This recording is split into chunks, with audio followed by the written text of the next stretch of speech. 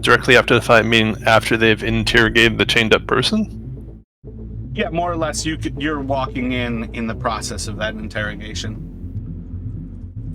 So you're kind of coming into this room, and you would see, let's see, Arlisle, Hadar, and Doc, with a chained cultist who's like manacled to the actual table.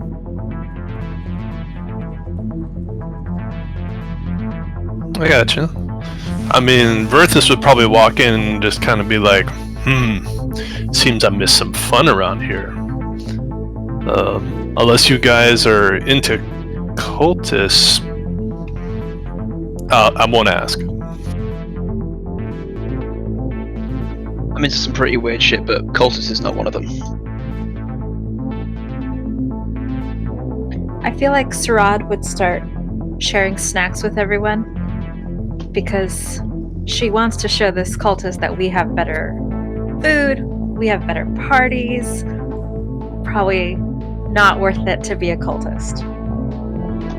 Well, as Hades sees Sarah providing food, you can see a big smile on his face. Awesome.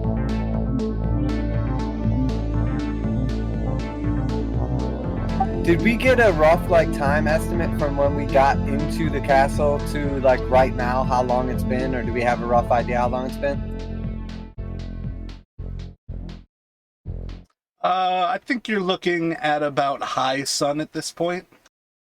Okay, so it's been hours basically. Yeah, I think you all came in around early in the day.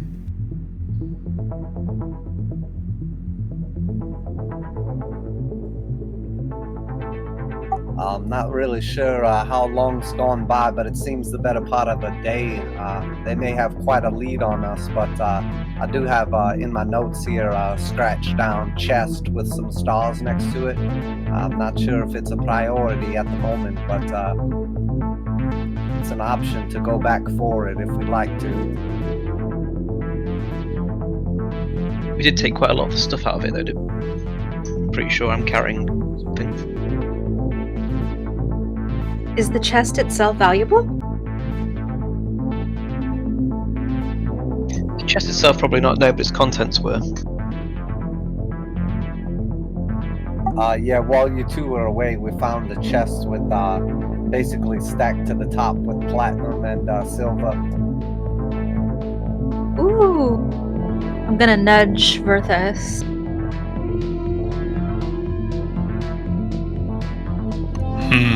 I'm sworn to carry your burdens. Not really. I mean, I don't know how, but he's lugging all my stuff. It's great. Verthus is so strong.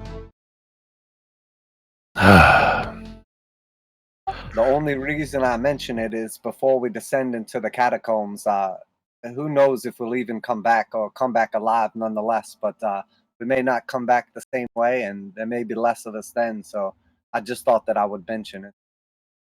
It's a good call, and something we discussed earlier on today in game, and that's that the likelihood of us actually seeing that chest ever again are extremely low. So we should probably take the opportunity to get it now before it's gone forever. We either forget about it, or one of us dies, or we all die. Well, if y'all want to recover this chest, or the interior of this chest, I guess you'll have to show me and we'll have to go and take a peek.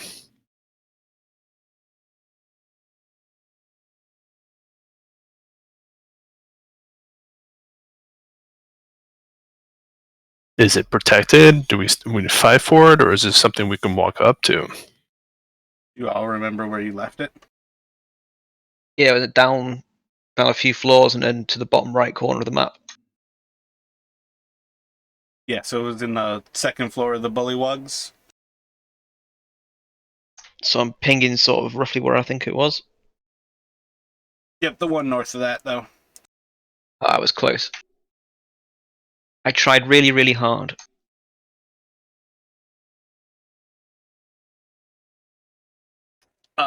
So How much did you guys put on your persons in the last session?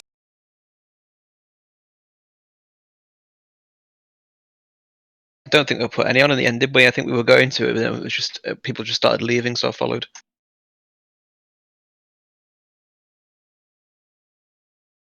I'm not sure. I just carved my name in it, property of Doc, and then locked it again. Yeah, because we had a debate about taking it, and then I tried to empty out my inventory to be able to carry it, but we weren't getting there, so in the end we just left it.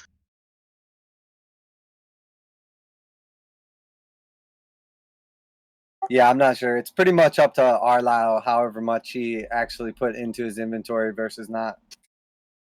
Well, I literally haven't put anything into my inventory, so I didn't take any of it. I have a question. Is Hader still carrying the chest of metal weapons, or did we give them to someone? We gave it the lizards. Yeah, the Alright, lizards would have taken those a while ago. Yeah, then I can remove them from my inventory. And add those 10 daggers. Give me back my daggers. They're already deleted out of my mate, so we haven't got them by now. They're on the floor over there somewhere.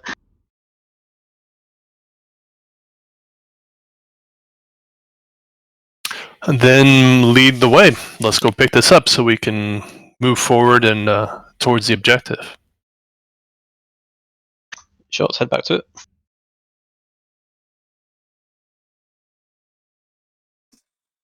So, I think a better question is how full do you want to risk filling this?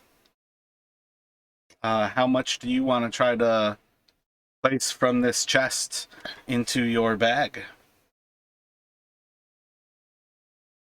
I think you should... Go on, mate, you going to say something? I mean, whatchamacallit? I mean, the bags, doesn't really have much in it. If people take some sort of poundage or they take a small share, probably is safe to. I could probably dump out most of it, I think, as long as people kind of split some of it. So if I take all of it, it would be problematic.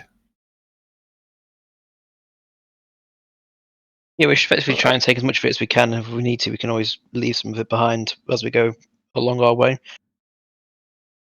Right. So if everybody takes like some sort of percentage of their carry weight, 10, 20, 25% of their carry weight, then whatever the party doesn't cover after that, then I'll just put the leftovers into the bag.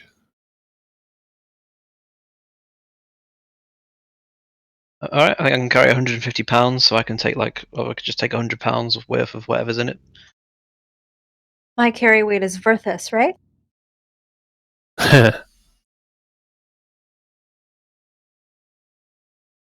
How fitting that's in real life too.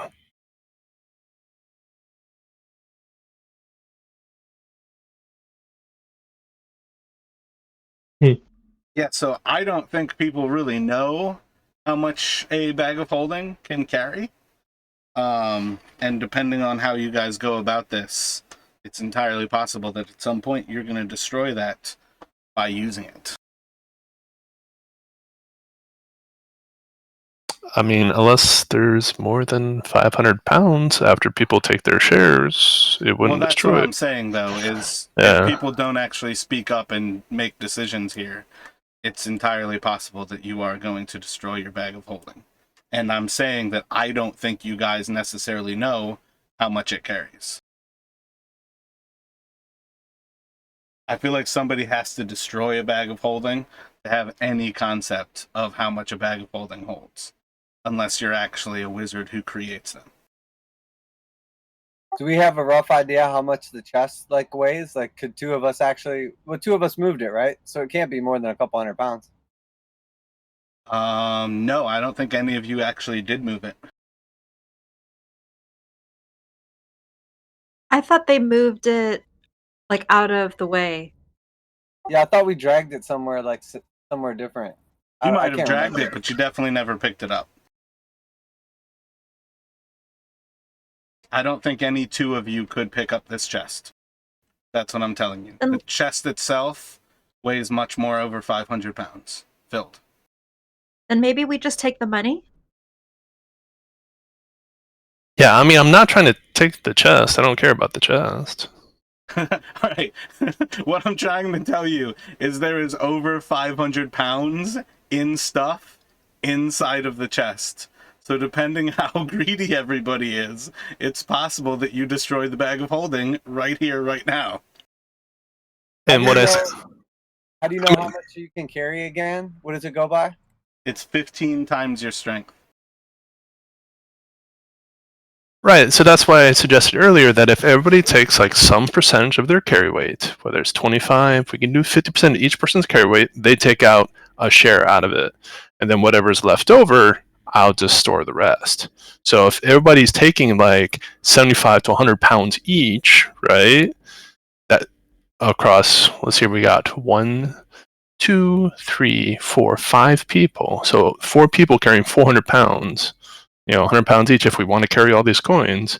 I'm assuming there's not another 500 pounds after that 400. I mean, you guys are in the castle that the cult is bringing all of its wealth to. Well, Why don't we leave some of it for the frogs? And we'll just take, I don't know, half the coins. This was the same thing that they ignored last time when they just walked away from it. That's kind of my point here. They're like, oh, well, he's got a bag of holding. And I'm like, well, one, you have a don't list know that of he what- has it. Do you have a list of all the things that are in the chest and how much they weigh? No, I don't have it broken down like that. I have a list of how much certain parts of it weighs, depending on how much time you all want to spend splitting it up. but I can carry around 60 pounds. And then I'm full. I've got 156 pounds free.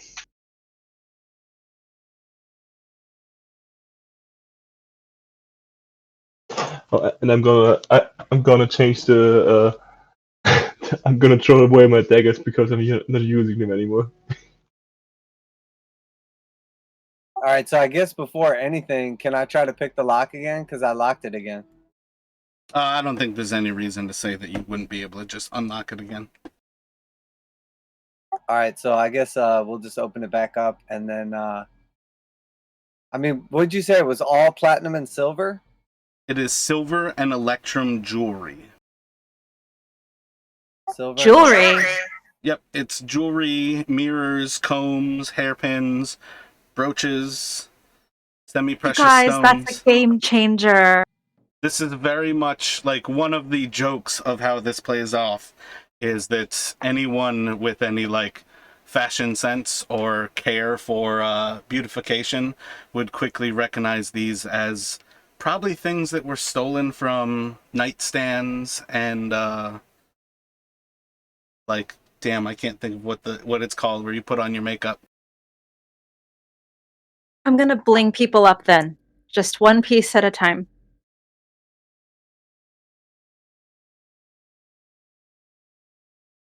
But that's what this chest is filled with, and it's quite a lot.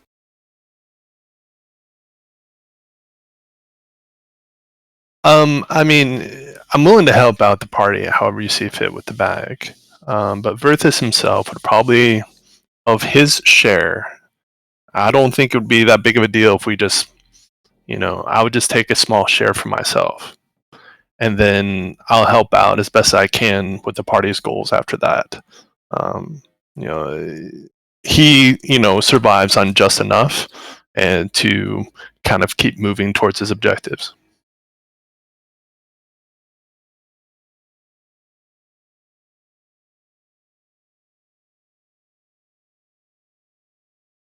But I also don't want to spend too much time on this. I'd rather go investigate these catacombs, fight cultists and dragons and stuff, than worry about this chest of stuff. Yeah, same.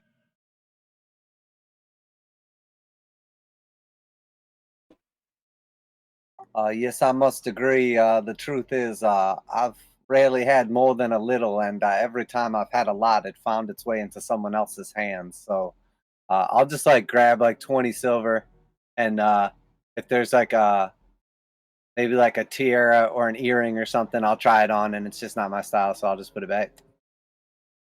I'll find you one, Doc.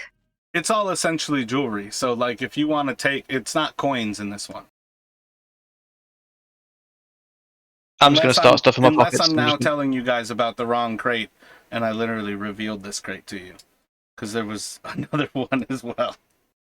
Oh, for some reason I wrote down. There's like 1,500 pounds in treasure in the frog barracks. That's part of why it was so important. I feel like you guys found the one that was the leader of the bullywugs. I feel like that's the one that you all noticed, but the other one weighs more but has less like valuable stuff. Is the other one full of platinum and silver, or platinum and gold? I remember hearing you guys talk about one stupid chest that you did not find that was just full of coppers. Yeah, I feel like that's it. The other one is filled with copper, silver, and then it has a bunch of jewelry in it too. Okay, this must be the right one then, because you were saying about it would take forever to go through and like pick out the actual like coinage, when Arlyle was saying he was gonna fill up with I thought he said platinum, but maybe it was electrum. I'm just gonna decorate everyone with like a little bit of jewelry. Is that fine? You put something on my tail, we're gonna have words. Good. How about this, Jared? I'm going to just take. I can probably guesstimate about 100 pounds, right? Like, would you say that's not abstract to be able to figure that out? Roll a d20. Sure.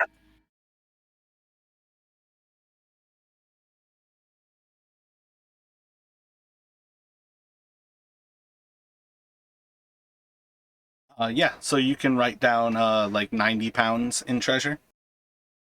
All right, so I'm going to take 90 pounds of treasure, and I feel like I don't know how much this total weighs. I feel like that's not. It's probably less than my share would be, but I think that's enough for me, and I'll just throw that into the back. Kind of like actually, I'll put that into my backpack because that's still my carry weight, and I'll still leave the bag of holding as an option if people want to store their share with me.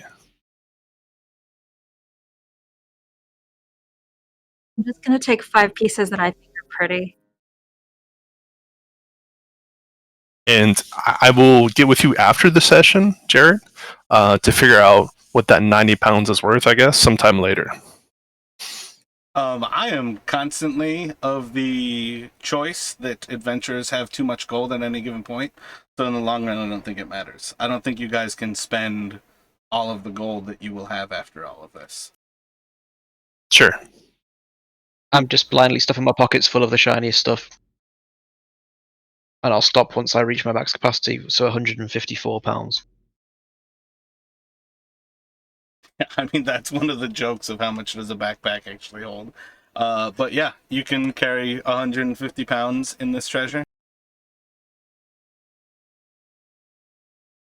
I would say Sarad has like maybe a pound or two.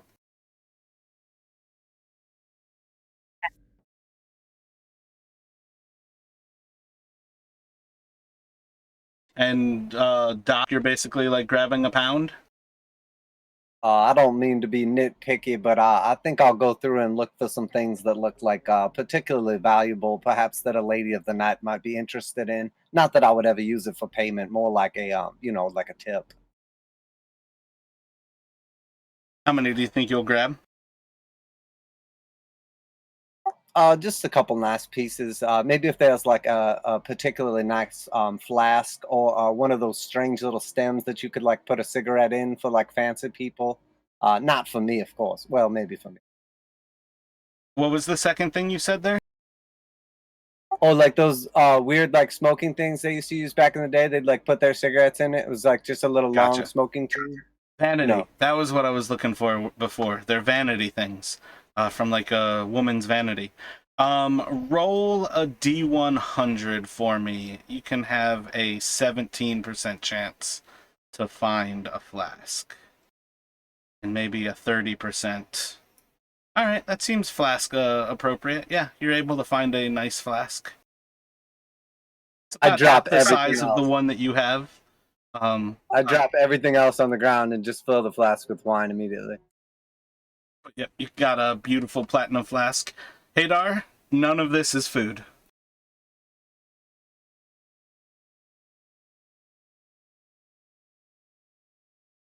Did you take anything, Hadar?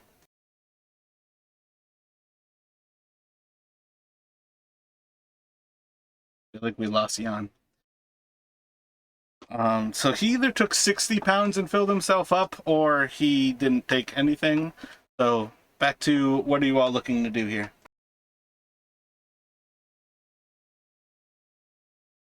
Move forward.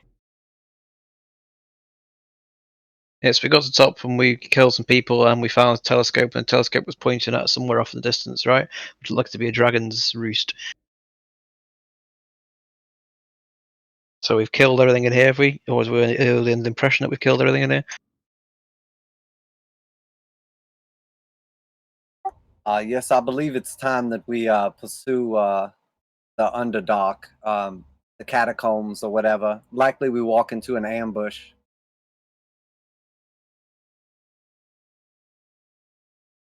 Yep, sounds good. Sounds like we're pretty much done here, I think.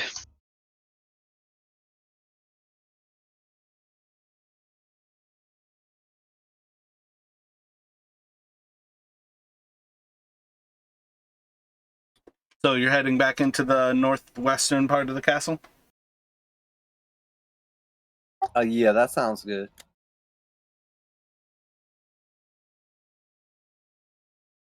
As you head into that turret, the first thing that you'll notice is like a muddy, rank stench, and there's about like an inch or so of stagnant water that fills up the actual base of that first room that you enter. Is anyone who's carrying light at this point? Yeah, I pretty much would light a torch if it's getting dark, but for the record, I'm gonna let that cultist go also.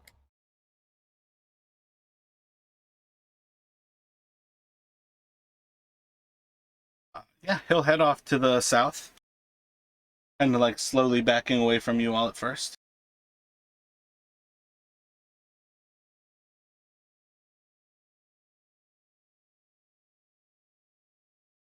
We had a deal, and he lift up to his end, so and then I'll just take the manacles back too.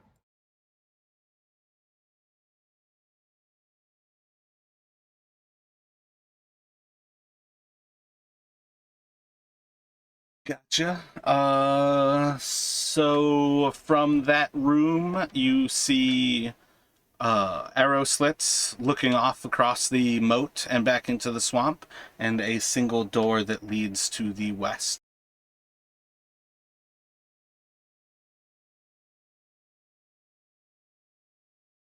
Anyone else need a torch? I'll just cast light on mine. I don't know. Lance. I'm gonna pull off my own torch. I think based upon the available torches and light, we're probably very well lit right now. Yeah, you're right. I'm gonna put it back in. Oh no, I wasn't trying to deter you. I'm just saying, like, if we have multiple torches out and we're staying close to each other, we should be able to see a lot of things close to us. Yeah, but you still convinced me.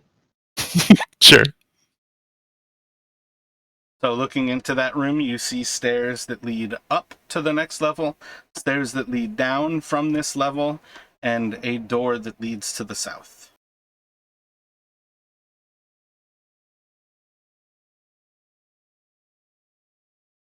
Judging by what the cultists had to say, it sounds like we're looking for a way down. So perhaps the stairs would be the most obvious decision.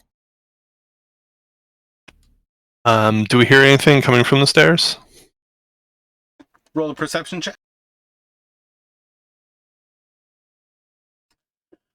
There seems to be some sort of sound coming from the south, though it doesn't really strike you that it's coming from the stairs, neither from up or above them, but it is quite hard to make out at that point. So, up and down, I'm not hearing much, but the south, we got something going on there. I relay that information, to the party that I don't hear any movement above or below us, but I do let them know that there's something stirring to the south.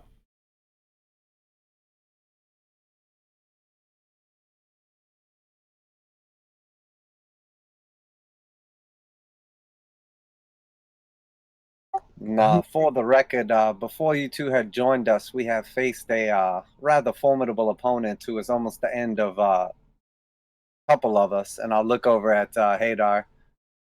So he's one of your folk, one of the dragon kind. So be careful if we come upon him. He uses tricks and darkness and whatnot to deceive, but he is very powerful.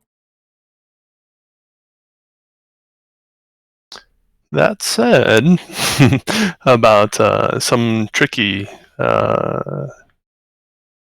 creature, do we wish to go down or south? Oh, that was more of just like a heads up. I definitely think we should pursue them and try to at least stop them. Just a question. How's everyone looking? I look gorgeous. Man, you really look like you really just look gorgeous. Like fantastic. Oh, thanks, mate. Did you get inspiration for that? Inspired by my radiance. No, I'm just below half health. Well, I'm fairly wounded with only 10 hit points left. Got time for a short rest, maybe? I thought we rested right before we fought the cultists and all used like a bunch of dice and everything, and then nobody even got damaged against the cultists. I think we rested before the gargoyles, wasn't it?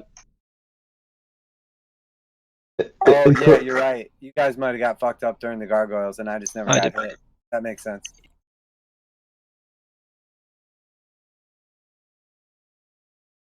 I'm not sure. It's up to you. Sorry, on. Sorry, it's up to you if you wanna go for a little short rest.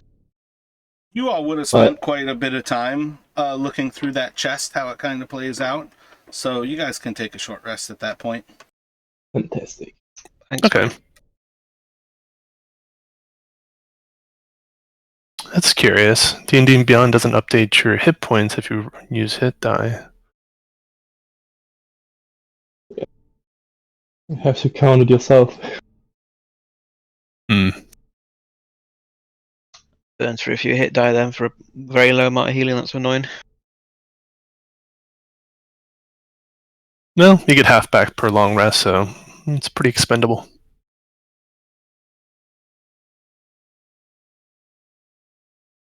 So how's everyone feeling now? Tip-top shape, are we? I'm a bit better. I'm fine to go on. Yeah. I give it my all.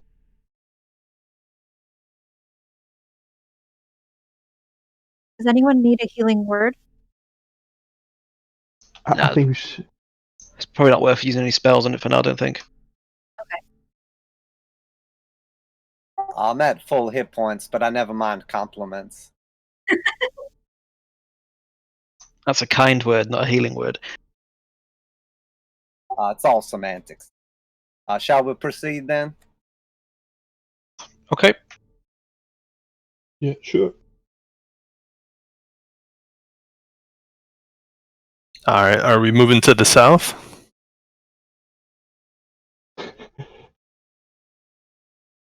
When you say to the south, do you mean like the stairs down or The door. The door that has the sounds that were coming from it. Oh, okay. So on the map, are we like basically talking about that top little circular portion? So we're talking about going down the stairs versus just going into that little black section? Yeah, like there is a door to the south of the stairs, and then stairs up as well as stairs down. And the sound was coming through the door. The point was is that he couldn't really tell, but it didn't seem like it was coming from the stairs. Oh, okay. I really should go to the door. Yeah, I mean, can somebody perhaps, what kind of door are we looking at here? Is a door like a metal door, stone door, wood door? It's like a wood reinforced. Metal reinforced wood. Wow, sounds like something like a jail. Most of the doors essentially have been that in this place, where it's Oh, just okay. like almost like a banding used to like mount the wood together. Sure. I mean, I would probably make the suggestion to Doc or someone to like check the door, see if they see any traps. Is it open? Is it unlocked? And then I say we proceed and see if someone's in there. Yeah, I mean, we're already right here, and who knows if we're coming back. It's probably worth at least taking a look. I'll walk over and see if it's unlocked. It's got like a door handle to it. You're just gonna like try to push it open? Yeah, or twist it or whatever it looks like I need to do to open it.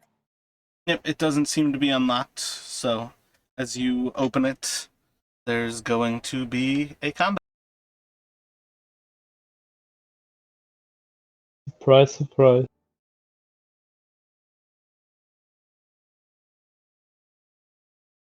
Yes. So as you open the door, there is a cacophonous sound of clicking, and you just see this entire room seems to like writhe. And as your torchlight starts to scatter inside, there's just a shitload of centipedes in front of you. Can I slam the door shut real quick?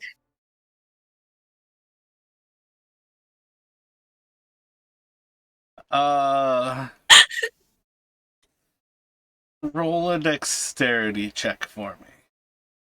Okay. Just to clarify, are these like normal size centipedes? Are they like 1 foot long, 10 feet long? They're like normal size for being the size of a human. Okay, so just your average everyday centipede. Yeah, they're just pretty 5 foot long, right? In a land where frogs are the size of you, why should it be terribly surprising that there's centipedes the size of you?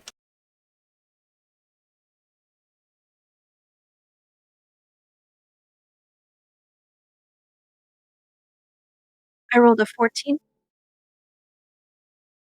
I'm gonna say that is too slow to try to slam it as they start to swarm out at Doc. Just to make sure you select your token first before you roll Yeah, initiative as well. I failed it. You disgust me. Oh no. I'm really sad now. Yeah. So are the squares on the map, are we saying these are 10-foot squares now?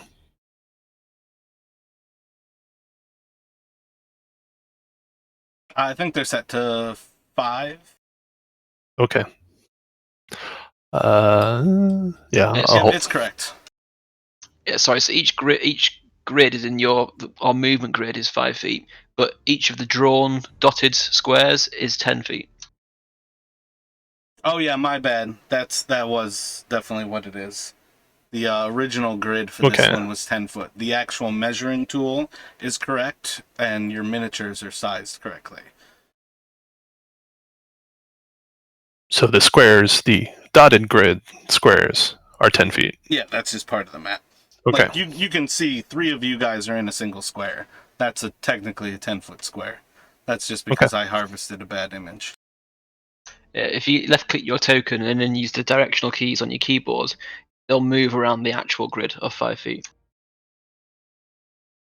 All right. Cool.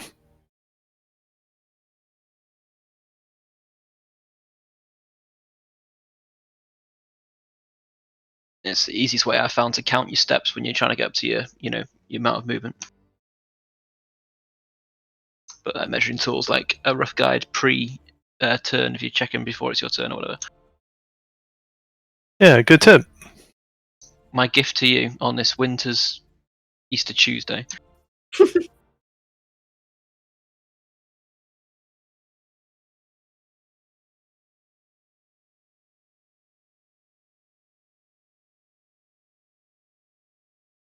So what is it? Verthus is now on, and Hadar.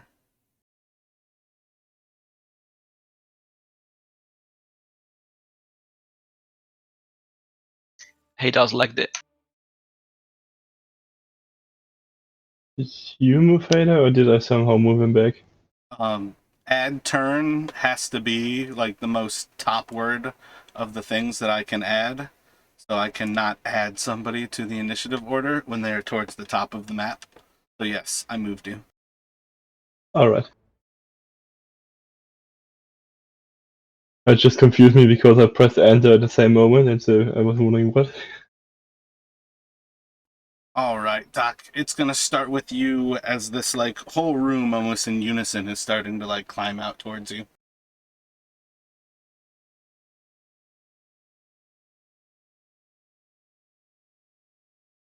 Oh, that's rather disgusting. So am I still 5 feet away? Looks like I am, yeah.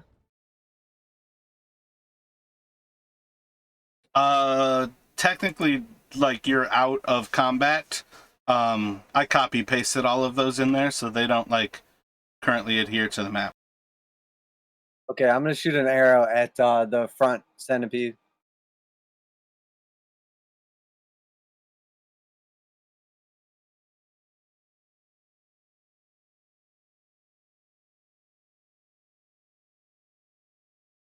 Maybe. Hang on.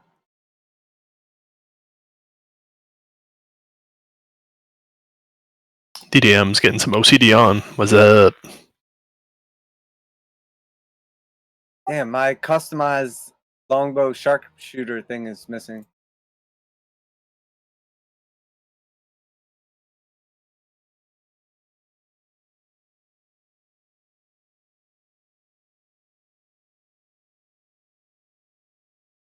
All right, well, I'm just gonna use sharpshooter with this attack, even though it's not already factored in.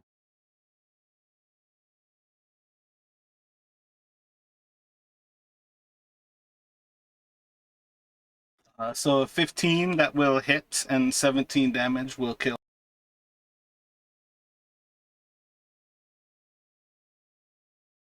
Okay, now I'm just gonna shoot another one. Same thing.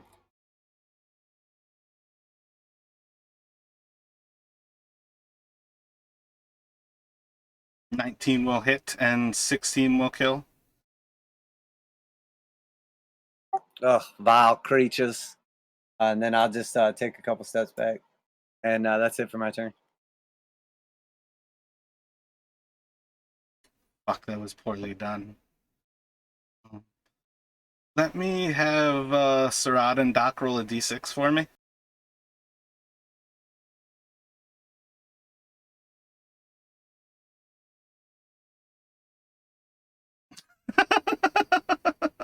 Well done. It's an entire group. I did actually like assign them initiative before killing them off, so I didn't know where I killed them in the initiative. So you guys just killed off one of the groups.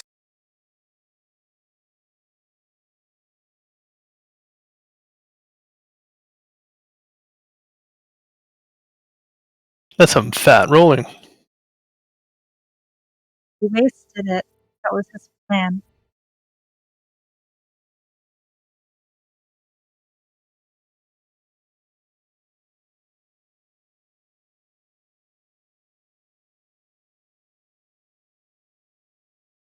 Is a stairwell in my way? Oh, hold up. It's not actually moving yet. I'm trying to determine who it's trying to attack. But yeah, it's going to move next to you where you'll get an attack.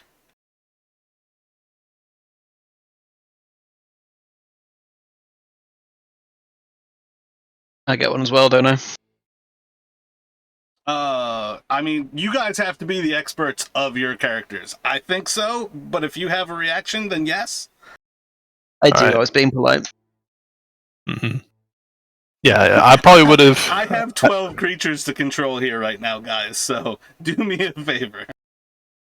Alright, well, I'm just going to roll as it approaches, and then he can do the same thing. Yep, it'll enter both of your attacks at the same time, so if you guys are reacting to it, you can take them.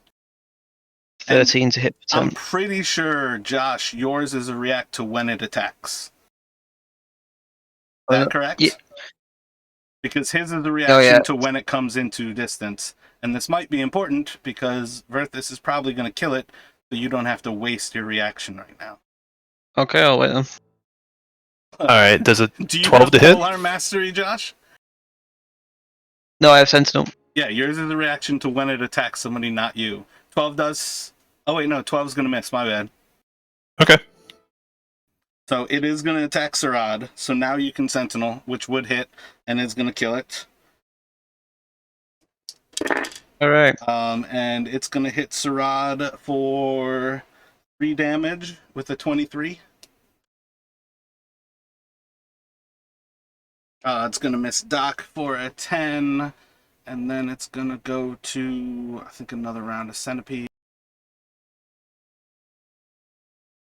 Alright, first one's at Verthus, second one's at Sarad.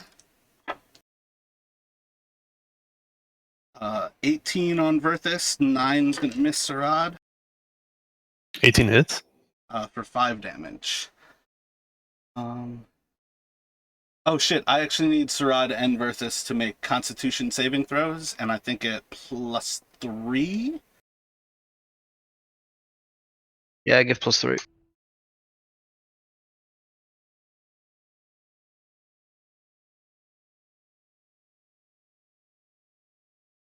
That +3 is like yours from your character sheet, right, Verthus? Mm-hmm. Alright, So it's 14. Sarad's gonna fail. First half. Yeah, I'm not sure why it's not adding the aura. This is my aura. It's +3. I don't think it automatically adds the aura. Mm. I think you just have to do that mental math afterwards. Okay, we'll do. Sarad, you are going to take 6, 7 more poison damage. Yep.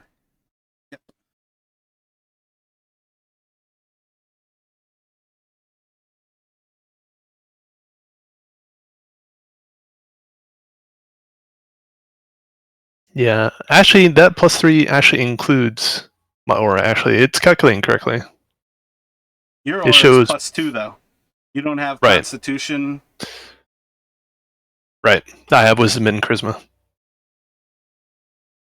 Yeah, but... Yeah, so I'll just add the 1 to mine. So, yeah.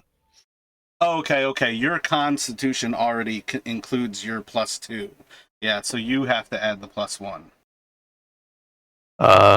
Which Because yes, essentially Arlisle has 1 more charisma than you. That's the only difference. I'll remember to add +1. But 12 is a success as well, so. Fantastic.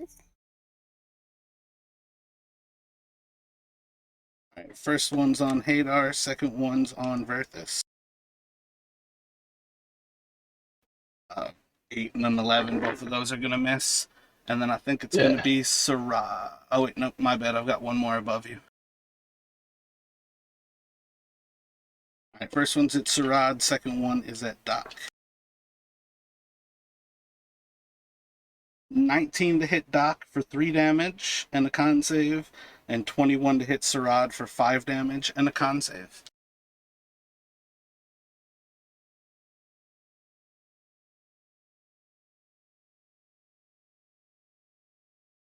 And then it's on Sarad.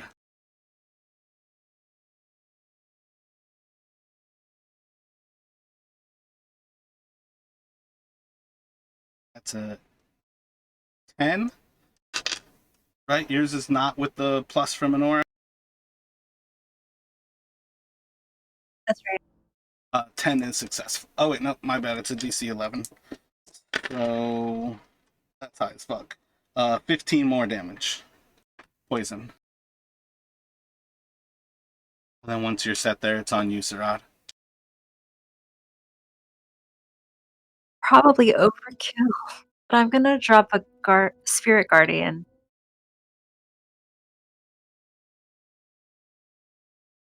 Taking resources is never overkill.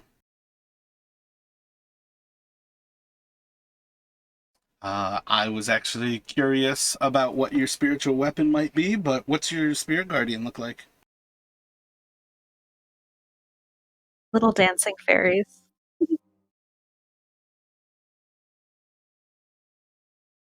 Much better description than half angel, half devil.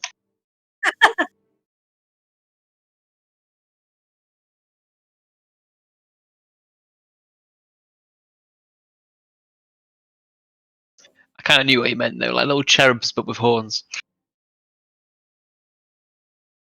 Well, I feel like the problem with what he was getting at was that he's a holy person who's now vampiric, and vampires are not devils.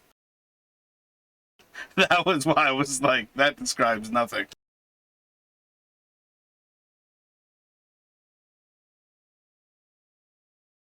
I was seeing it as like complete opposites, cancelling each other out, like describing something as like a really bright darkness or something. Right, yep.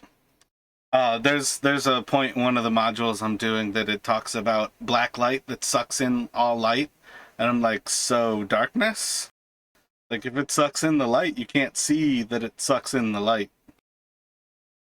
I don't think you'll have a bonus action from there, so it'll go to Arlau. Alright, if I change to my longsword, by the way, does that take up an action or a bonus action or anything, or is that just my free action? You can drop your lance and draw your longsword. Is the floor dirty? It is like muddy, swamped an area. This area is like horrendous. Alright, a longsword Moldy and attack. musky. A longsword, I lance attack the one just south of Dock.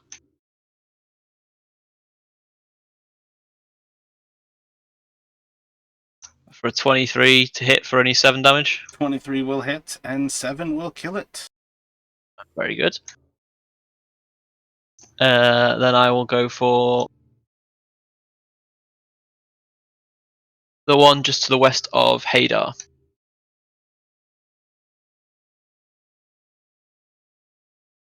For 15 to hit for 7. Also kills. Very good. So that ends my turn. Thank you very much. I've been Arlisle.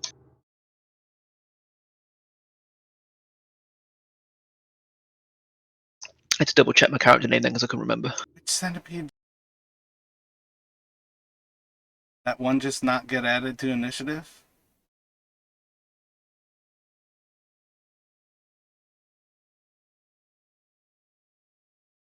And from there it'll go to Hadar. So I am going to punch the one between Ally and Sarad with my quarterstaff.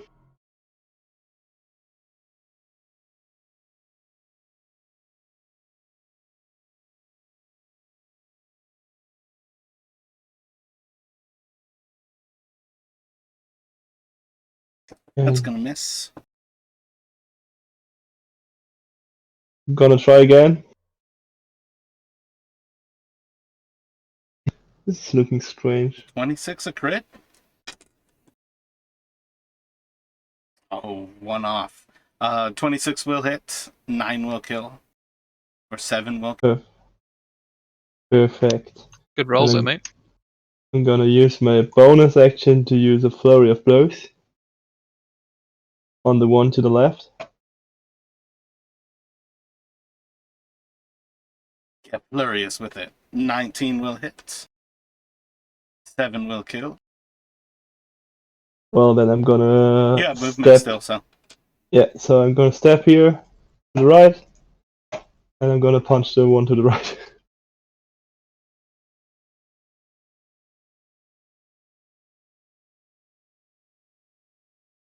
Somehow my rolls are really delayed today. 24 hit. For 4 damage. 4 is not going to kill it. Yeah. That will be the end of my turn then.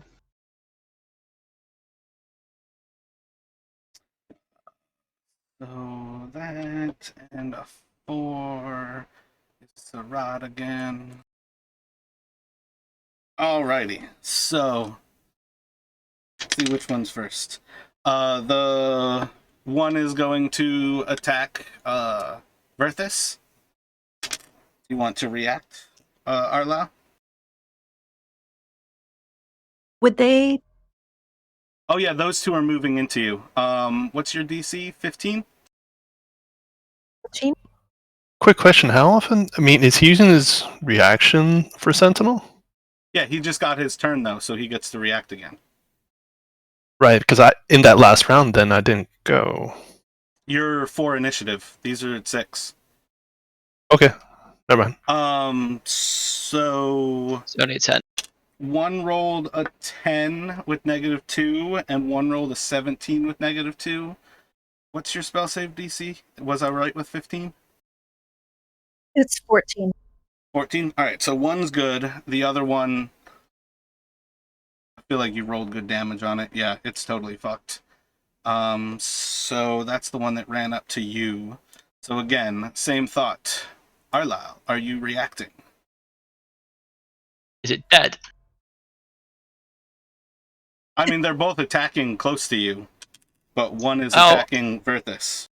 Yeah, I'll go for it. I'll only roll a 10, but that's fine. I already committed to it when I rolled it. Okay, yeah, that's gonna miss. I and accept it's the gonna miss consequence as of well actions. with a 6. And then I'll go to Verthus. Okay, sure. So I'll hit the one directly to the south.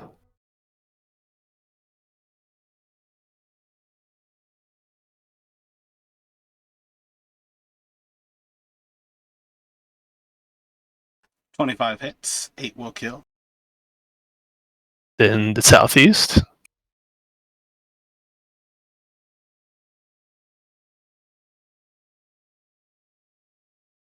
$17 hits, 6 will kill.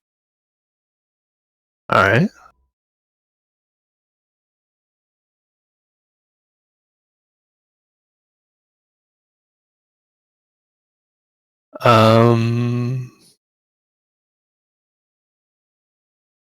Oh wait, did you actually cast the spiritual weapon with Sarad? No, but there was no guardian. Oh yeah, that's just an aura around you. It's not something that moves. And then I'll use the my bonus action to hit the button to the one directly to my north.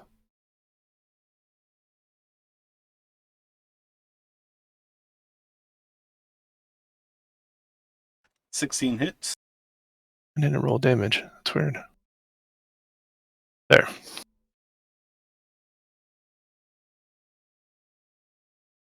And we'll go to Doc.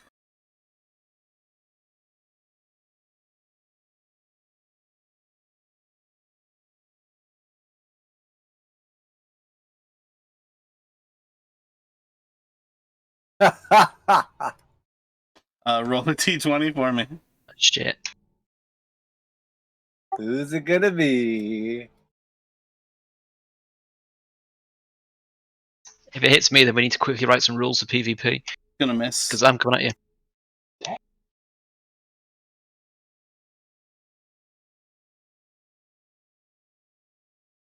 Is this There's no sharpshooter on these. Gotcha. I reprogrammed my bow. 13 will hit and kill. And Doc will say, I don't have time to meddle around with these bugs. I'm out of here. I'll start casually walking towards the stairs.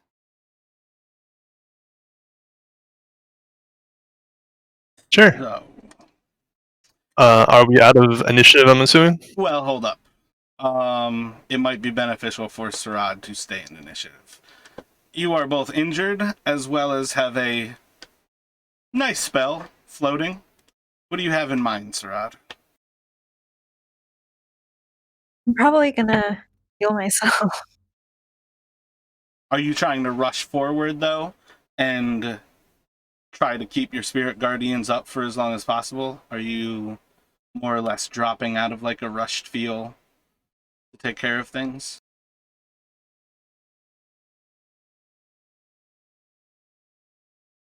I mean, oh, I see. Are we dropping? Do you want me to keep you in initiative so you have what, I think 10 turns of spirit guardians, like 9 more turns? Basically, Yeah. if we stay in initiative, yeah, go on, you've got it, you've got it.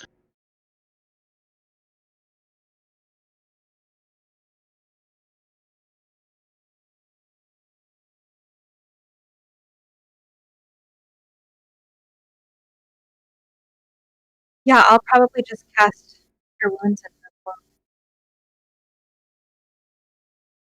All right, so yeah, as you all finish up the centipedes, Sarad cures her wounds. What are you all doing?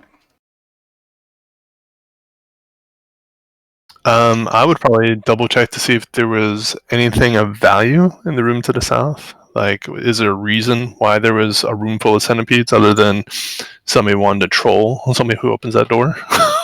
You can do an investigation. You can do a perception check. I'm gonna Joe Biden my way down the stairs. Yeah, I'll go with you. Nice cure wounds.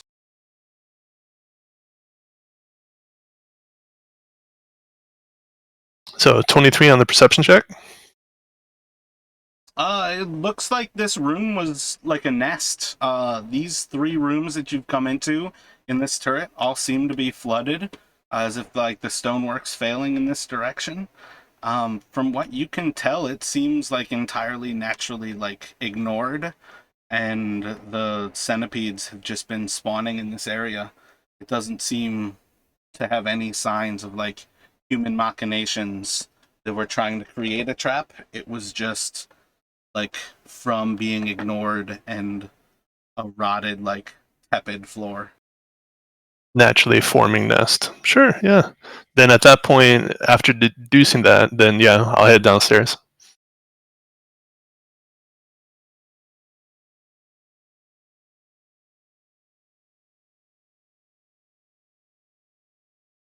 Alright, so essentially we can have everybody on the stairs downstairs, and Verthis will be at the back. Sarad, you feeling all right? You look a little green around the gills. I'm okay. These necklaces are really pretty. That's good. Take your mind off of it. Just make sure you clean up those wounds. You don't want them to get infected. They likely laid some eggs inside of you. Ah, gross. Oh yeah, those are real interesting if they knock you to the ground. Sounds violating. But yeah, I was just kidding. Every time somebody gets bit by like a bug or an arachnid, I just assume there's some eggs in them. I feel like I should have had a bonus to the door slamming because of my in real life fear of bugs. Yeah, I was like literally thinking the same thing, and then you said it, so I'm like, oh, we'll just let hers play out. You have the higher dex. Yeah, you're faster, and you were actually near that like area. That would have definitely been the type of thing that matters. So as you all move down the stairs, they quickly are like caked with mud. You find yourselves coming down upon this muddy floor. There is a torch immediately to the north of you. It lights up this cave before you. Mud in the tracks seems to have tracks leading to the east, as well as some tracks leading to the west, to where you quickly see a pool of water that covers the entirety of the floor. What would everybody like to do?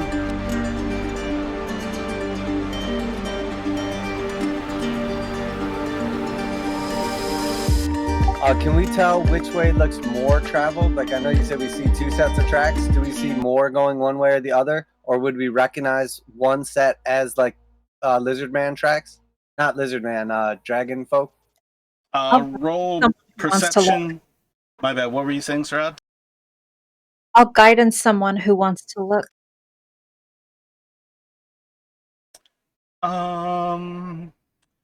All right. So Sarad takes a few moments to cast a spell, and then you can take some time to look. Yeah, I cast a light on my lance. Sorry. So you can roll a perception or a survival or medicine. Oh, yeah, I rolled a 19, and then guidance is plus D4, right? Yeah. That's right. So 21 total.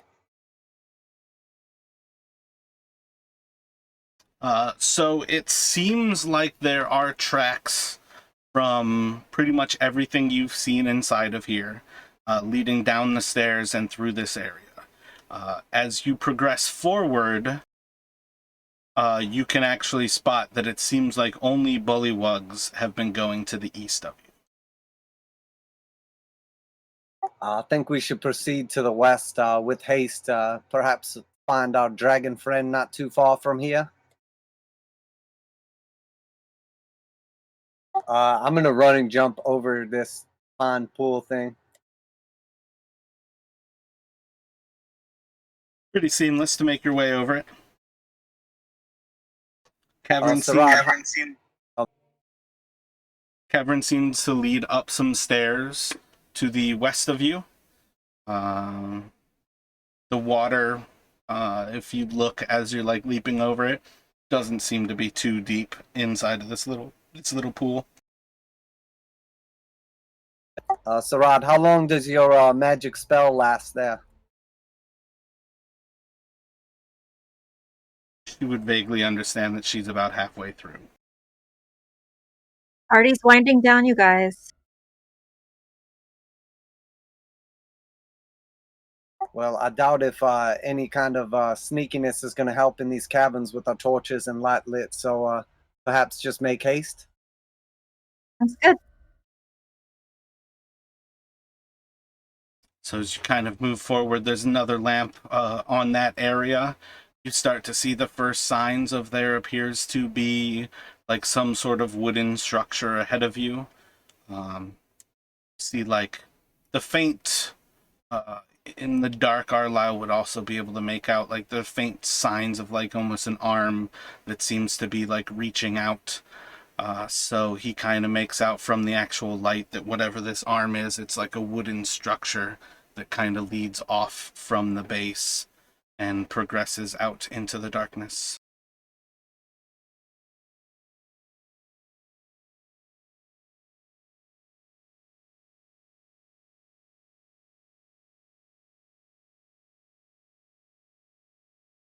Yeah, I'm rejoin the group. Do I need to do anything in order to get up here with Sarad and so forth? Nope. Yeah, it was also to follow them. The water itself is like an inch deep. What you mean an arm, Arlisle? What kind of arm? And I'll just keep proceeding forward. I got my bow out, just ready to shoot anything. An arm? What's that? Sorry. Oh, I don't know. I think he said that you see a big arm because you have night vision, maybe? That makes a lot of sense. In the dim light, you can vaguely see that there's a shadow branching off of the wooden structure that you see. Got it. I see a shadow, just to let you all know. But it could be anything.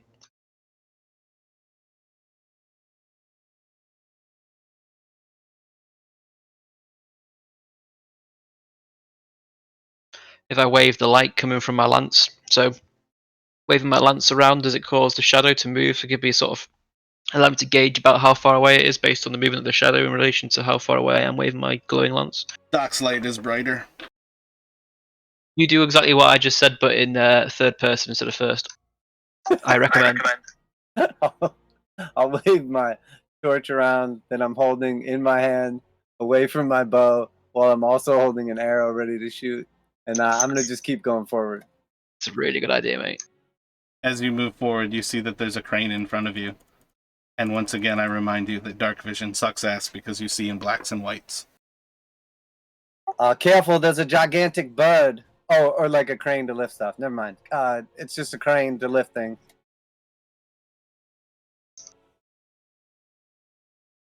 There's some kind of ladder as well. For some reason, when he said you see an arm, all I could picture was an arm with 2 fingers. And then as soon as I thought of fingers, I thought of Josh and whiskey. So. Well, that's what I was describing. The actual wooden structure gives you a little bit more of an idea that this arm is extending off of this wooden structure that you can see in the light itself.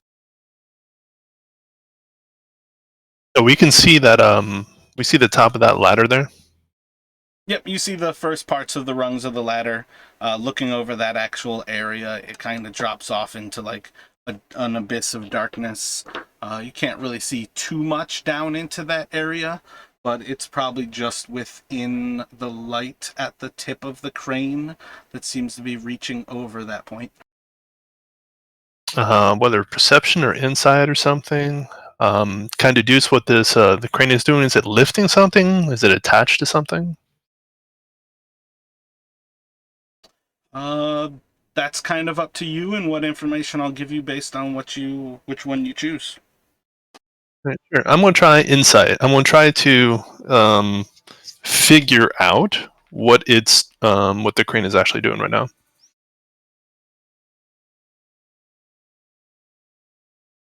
It's taxes. That's right. Come on, VTT. Oof.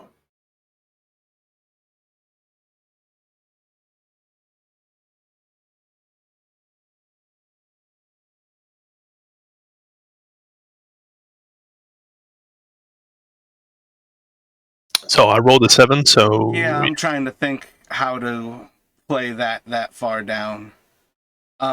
Cranes are for lifting and force magnification.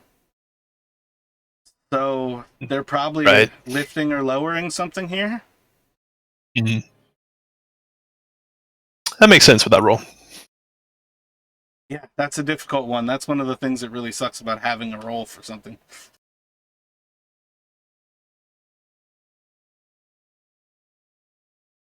I would probably say, looks like it lifts things. That's about it. Great observation about this. I'm glad we brought you along. Everybody else can probably gather that they've been bringing all of the treasure into this castle. So maybe they're lowering treasure with it that weighs a shitload. And it's about this point that the fairies are going to flitter out into, I assume, a pretty sparkly existence. Oh, I rolled initiative because I thought we ran into something. My bad. Oh, okay. Yeah, he attacks the darkness. Is it just sitting up there, the turn order counter? I left it up originally because, yes, there was possibility for shit to go down where Sarad was going to still have access to the Spirit Guardians. Okay, my bad. I just looked up and saw the initiative thing, so I thought we procced something. I got you. But, I mean, you guys essentially did the right thing. You recognized it and moved faster for at least those few moments. But, like, one of my things with things like guidance is guidance takes 6 seconds to cast. So that was, like, one of the initiative counts, like one of the turn order counts to, like, make that fit. And you also act after Doc. So you're almost, like, pausing him. I don't know. It's kind of weird how some of that stuff plays out. So with Doc's torch out, I'm assuming still, can I see down to the bottom of the ladder? As you start to look over the edge, this actual height seems to be a little bit beyond sight, Towards the bottom of the ladder, it starts to get lost in a fog, so you can't really tell whether the light is getting lost in the fog, whether it goes down beyond the actual base of the ladder, or perhaps if this area is much like deeper than 30 feet. It's all kind of getting lost in that perspective looking over the cliff's edge. Can I grab like a little piece of like dry wood, or does everything look like pretty wet and spongy? Everything's pretty like dank and like wet down here. This whole place is like very much inundated by the swamp around. All right. Doc's gonna pull out a cigarette and light it off the torch and kind of like singe some of his hair like an idiot. And then I'm gonna drop my torch off the edge.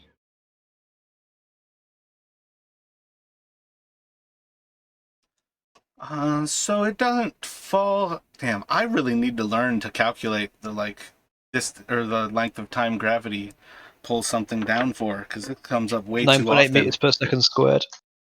Yeah, but in a realistic number, not the actual calculation. It probably drops for like a few moments, like a second or two, before it seems to hit the ground below, and you hear as it sizzles. The fog kind of surrounds it, and the light lasts for another few moments before it sizzles and goes out. Doesn't look like too far of a drop, but it's definitely a little moist and squishy down there. Who's going first? Well, we got a ladder, haven't we? So Verthus jumps over the edge. Roll a new character. Alrighty. And you notice that Verthus just slowly falls gently down. You're To its using death. what is it, Featherfall? Mm-hmm. 60 feet per round.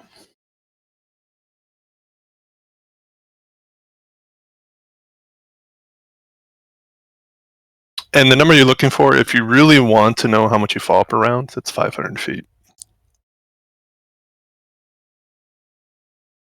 Yeah, but it's going to be different for everything. That's what I was getting at, is like some like round numbers for different things at different distances. Sure. Because it comes up like every single session. Anytime you put something that goes below somebody, there's a different object that needs to get dropped down there. Never the same things. Yeah, it makes sense. There should be like a D&D like go-to chart for like if you drop like a ball bearing or a torch, or if a person falls, like all different stuff before they reach like terminal velocity. What is your feather fall from? A ring. Okay, word. Oh, goddamn. So it takes you 2 seconds to fall till you squish into the ground. There's still no light down there. Yeah. No. So, I mean, I have torches as well. So, I mean, I'm going to light a torch at the base there and let people know that, you know, I fell roughly a couple seconds. So I can generally tell them, you know, it's about 100 feet or so. Oh, wait, you fall 60 seconds around? Yeah, you fall for 2 seconds. It's 10 feet a second is what you fall. You fell for 2 seconds. You fell 20 feet. Oh, sure. Because that's what you said, problem. right? It falls at 60 seconds around? No. So Yeah, per 60 round, feet I per dropped round. 60. Yeah, so 60 that's feet 10 per feet round. per second. It's 6 seconds in a round.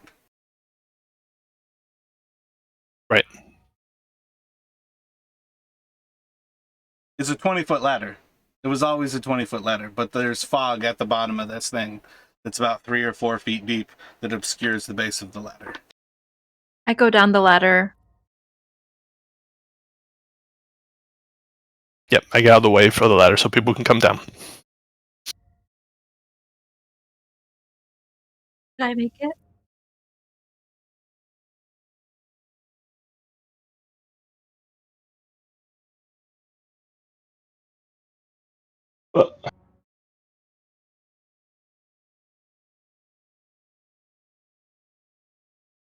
Yeah, I'm also gonna go down by the ladder.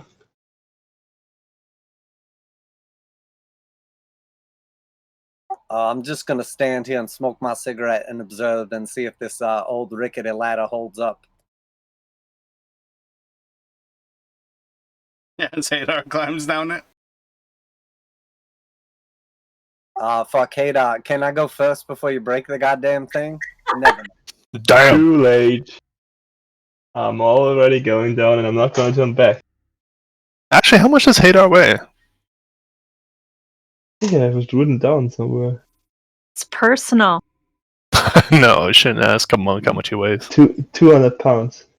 Oh, I got you by almost 100 pounds. But he's Yeah, only he- 4'6" tall. Damn, he's like a Chad. Yeah, Hadar really isn't nearly as fat as he pretends that he is. It's just all the food that's stuffed into his robes. I mean, he's orange, so he must be an Oompa Loompa, right? 5'2", He- 200 pounds. It's like minimum muscle mass and like minimum like thick bones. Yeah, he's like a ball. He's really not that ball-like though at 200 pounds. Shall we, Arlyle? And Doc will go down the ladder too. Doc, as you start to step down the ladder, you hear a voice from the southeast. Well, well, well, my friend. Interesting to see you all return. As splashing out of the water, you see Langdedrosa. Oh, so is that down in the pit? Nope, from behind you all.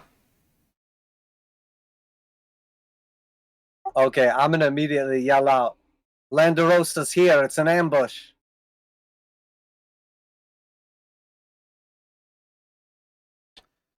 In Draconic, they're There's swearing. no need to be hostile unless you care to fight right now.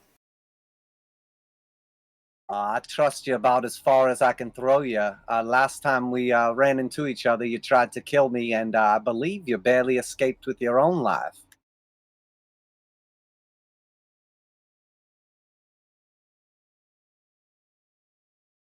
You see from the figure as they walk a little bit closer to you, they have a cloak cast across their face, and there's like a spark of blue that's just glowing out from the hood itself. A little bit of his maw kind of sticks through the actual face of the cloak.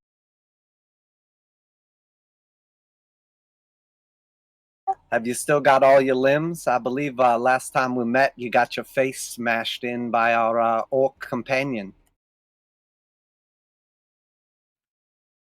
Where is that orc? I would love to return the favor for her as well. It's a good question. But of course, you're not hostile, though, but you'd like to return the favor? Yeah, exactly. You've come to my house.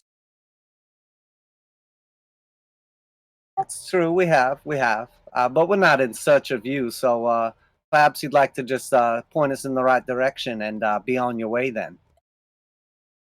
What is the right direction?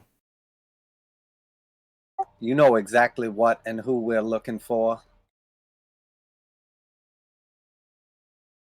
Do share. Do share.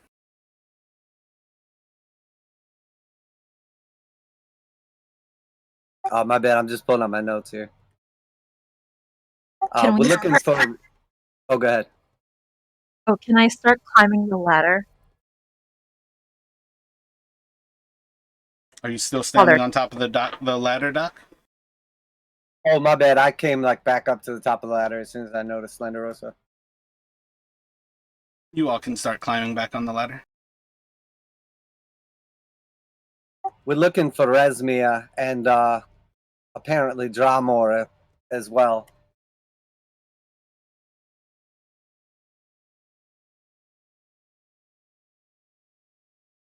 There is a spark of light from behind you. And what, pray tell, are you looking for me? And who is that? You said Drowmore, and you heard somebody say, "What, pray tell, are you looking for me?" Oh, okay. I said Resmir and Dramar. I wasn't sure which one. It is not a dragon. Wait, is Resmir a dragon or a dragonborn? Resmir and Langdedrosa are half dragons. Okay, I got you. What color is Langdedrosa? Blue. Mm.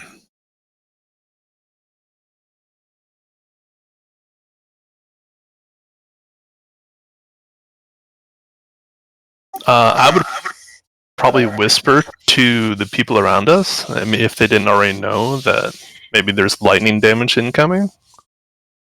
They know. Okay. We came down here to stop the atrocity that you have brought upon these people and to free these creatures of their slavery.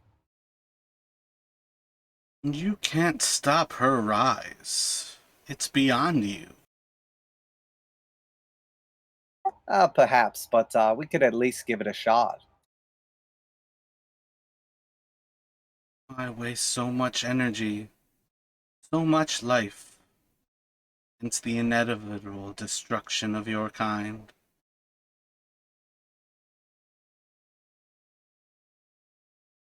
The world would be a beautiful place with less of you humans on it. Your eradication is inevitable. Give in to the queen. Enjoy her riches. Filth. We are not all human, your kind. We have a dragon with us.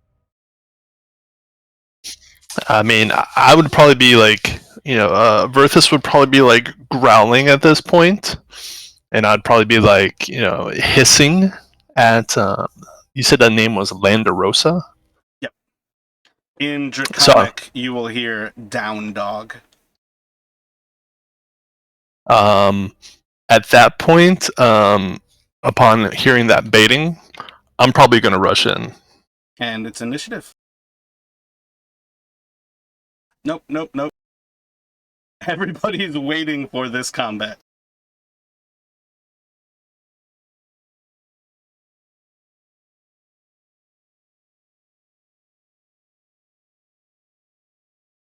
What's this thing that crept up behind us? That is the person who seems to be an elf and responded to the comment that you guys are looking for Resmir and Drowmore. The one who said, "What are you looking for me for?" And then the person who said, "Humans are filth. Why even bother trying to stop your inevitable destruction?" Okay. So an all-round nice guy. Yeah. Snapjaw never shared with you all that Drowmore is an elf racist. Oh, It's don't gonna like be racist. an interesting one for you all to try to convert this person. Is Dramor a male or female?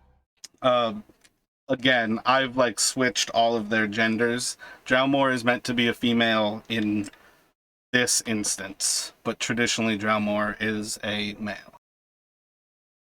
And I feel like Langdedrosa was a female in the start of the campaign, and I've played it as a male the entire time.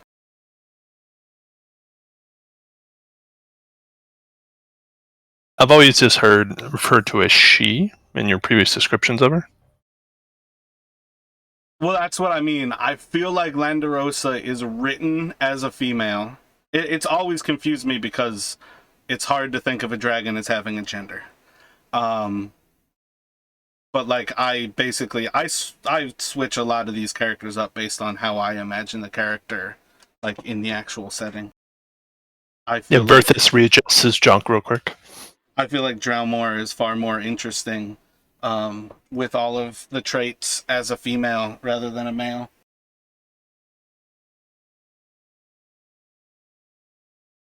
At that point, we're in initiative, right? Yep, I'm getting everybody set here. What are we? We're missing one of you, Verthus. That's it. Oh. I think maybe he doesn't know how to do the thing. Oh no, there he is. No, I just added him. Alrighty. Strahd, what's your dex? Why? Because you didn't beat one of the doggies. It's 14.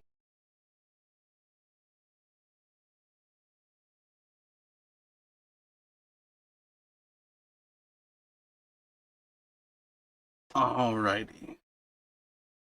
So, the moment Berthus starts to charge forward towards Langdedrosa, one of the dragon dogs that are following him on all fours behind is going to leap forward.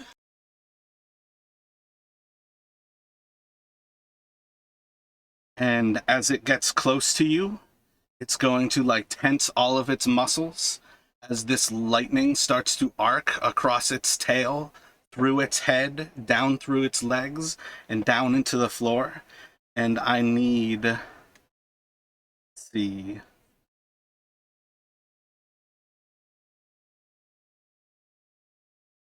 I think Verthus, Arlyle, and Doc to make a dexterity saving throw.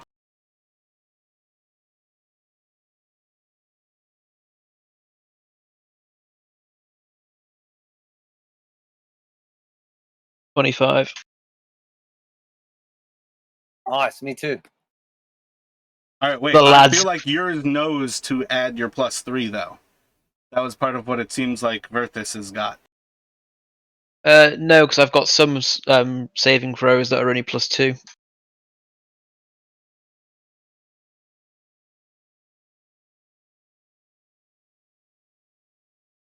Actually, no, it must be right because I must have had a -1 on that saving throw, and then it's added the 3 onto it to make it only a +2. So yes, it's not a +3 on top of Yeah. that. 22 is still good, though. Yeah, that's my good roll for the night. I'll catch you in a bit, guys. Alrighty, so Doc and Arlyle, you will take 15 lightning damage, and Verthus, you will take 31 lightning damage.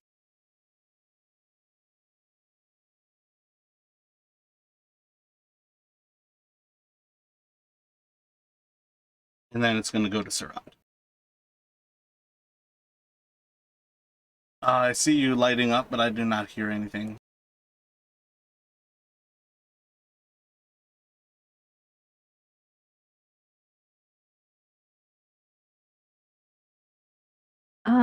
I will cast Healing Word on Verthus.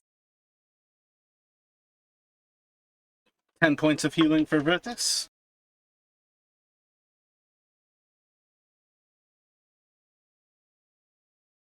Thanks.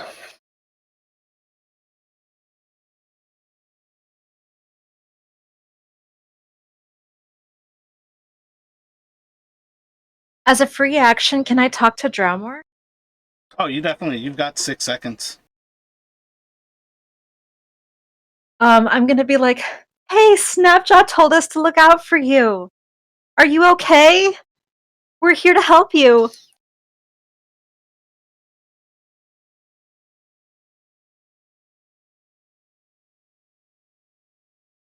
You'll have to wait till it's actually Drowmore's turn to actually hear a Oh. response. Okay.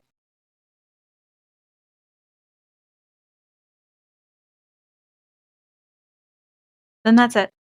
You've got an actual action. Yeah, but I only have spells. So, and You I could just hold an cast action. one. No cantrips?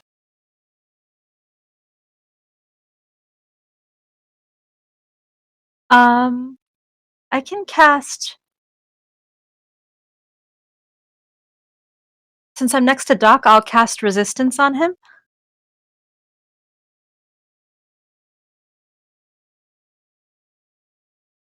Do you have to pick the kind of resistance beforehand? It doesn't say.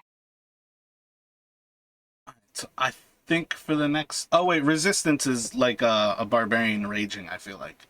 It's the physical. Right. Gotcha. Yeah, so Doc, you for the next turn have the 3 physicals. Wait, what is it? I have what? It looks like it's a saving throw thing. I mean, she Oh, needs to okay. roll a d4 real quick, and then whatever that's off of that d4, he gets applied to his saving throws for the duration of the spell. 1.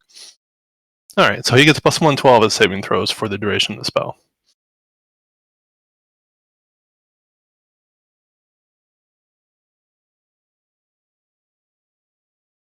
It's just one saving throw. Realistically, it's like bless, but for a single saving throw. It doesn't have to be that one. It's a d4. So you can use that for... Oh, yeah. It's up to a minute. It's concentration. So up to a minute, you have a d4 to use while she is still concentrating on it.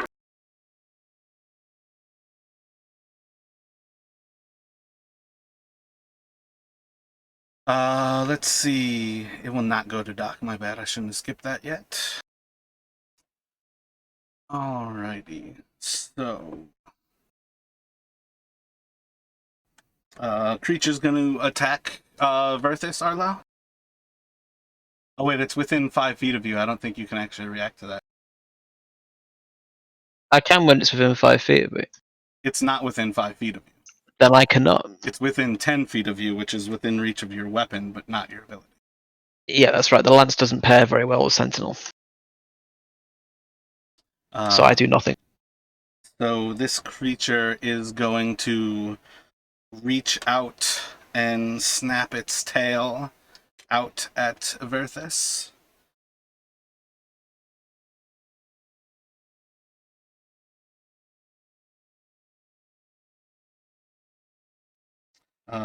I believe a 19 will hit. Yep. It is going to do 8 bludgeoning and 8 lightning damage to you. And I need you to make a DC 10 saving throw. It can be either strength or dexterity to avoid it tripping you up with its tail. Don't have to. I'm unconscious. The next dragon dog is going to move forward, and it is going to start arcing lightning from its body.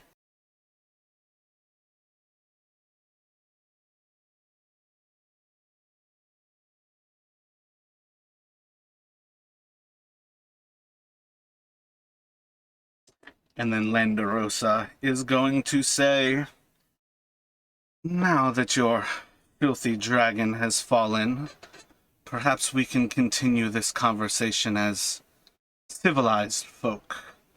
And you'll hear Drowmore behind. Nope, can't do that right now. It will go... You don't like dragons either? We're talking about, chromatic versus metallics. He's a golden dragon. They definitely... No, I know.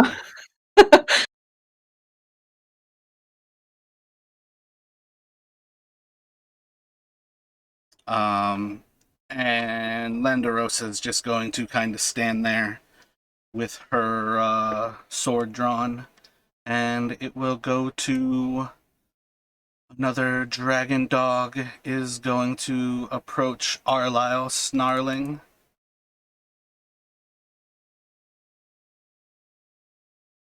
No, I think it's going to approach over to Verthis again. And it's going to go to Drowmore, who's going to spit on the ground.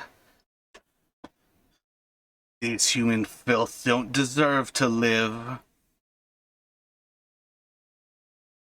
Snapjaw's misguided thoughts are just that. And it's going to go to Doc. All right, I will. Doc's gonna look over at Oh my gosh, I can't think of his name now. The Dragonborn, or her name. Langdedrosa? Yeah. Doc's gonna look over at Langdedrosa and say, "Better watch your mouth when you're talking about my companions here. At least they're loyal, unlike yours." And then he's gonna look over at Berthus laying on the ground and yell, Death's been knocking on my door for a while. Don't think you're gonna cut me in line. And I'll cast a rally on him.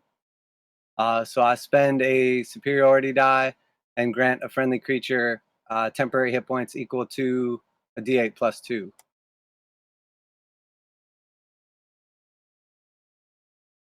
So you get 3 hit points. Don't spend them all at once. And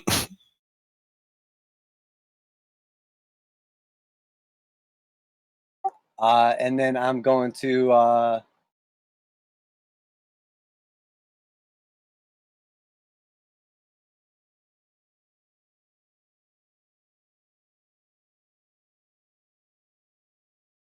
make 2 bow attacks against the I creatures need right there. Verthis, Arlisle, and Doc to make a dexterity saving throw. And then 2 of the dragon dogs are going to bite Verthis. So the dexterity saving throw happens first? One of them was holding its arc lightning, and the other 2 were standing over you, waiting to bite you on any attack. Okay. So that'll be a disadvantage because I haven't gotten up yet. Alrighty, so it's gonna be... So with 11.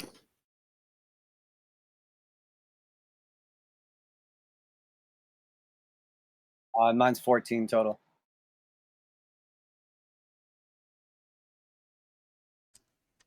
So 14 damage to Arlisle.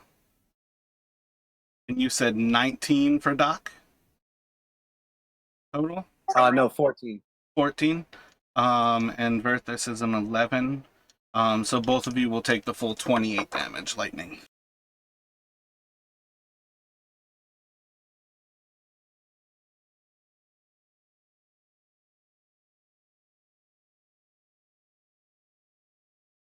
I'm very bloodied. And then with advantage with you on the ground, the 2 dogs are going to kill Verthis.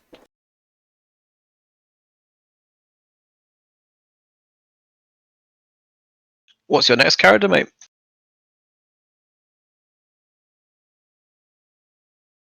Alrighty. What, don't they just take away 1 death save? Per attack is They're 2 within death 5, saves. they auto crit. I tried to telegraph that they were holding attacks, that the 3 of them moved up and were holding attacks.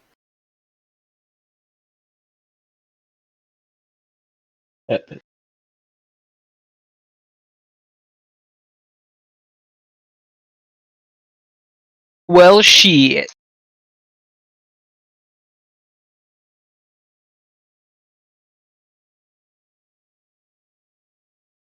How are we going to carry all of his loot?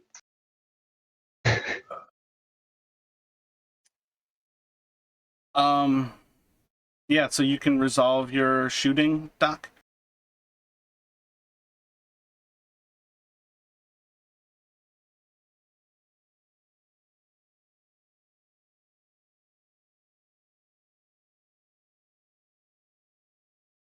All right, well, so I guess, did all those dogs just attack then? Yeah, 3 of the dogs were holding attacks. 2 of them were about to bite Verthis, and 1 of them was using its arc lightning. Yeah, they all skipped over their turns to do intimidating sounding things whilst moving up to stand next to Verthis, so they were all holding actions to get him if he stood back up again after she said, now that the Dragonborn is out of the way, we can talk, and she stood down. Like none of the cult did anything in that whole order. And I think between that and how the dragon dogs were acting, I wasn't like hiding what they were doing. Yeah, see, when I looked at the initiative order before, there was only 1 more dragon dog between them and me.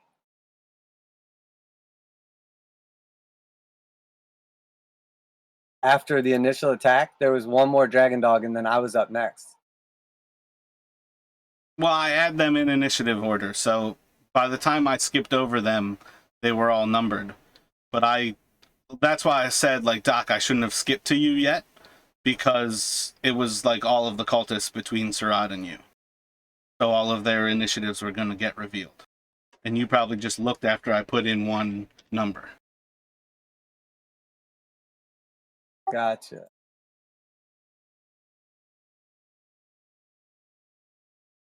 Okay, well, I guess I'm going to just shoot my bow then.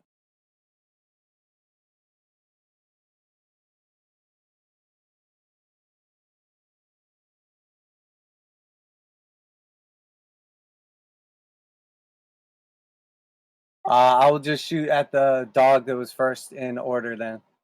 The one that attacked him initially.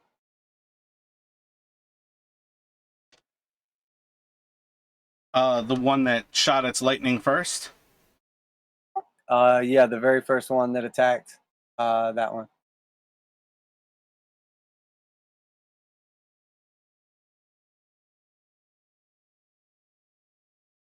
Uh, 14 to hit for 19. 14 is going to plink off of armor.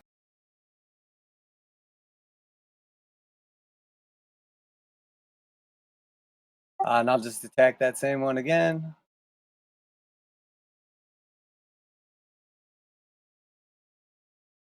And I'm going to... Yeah, I'll just leave it how it is. 16 hits. For 22. And it will go to Arla. I'm going to move also, actually.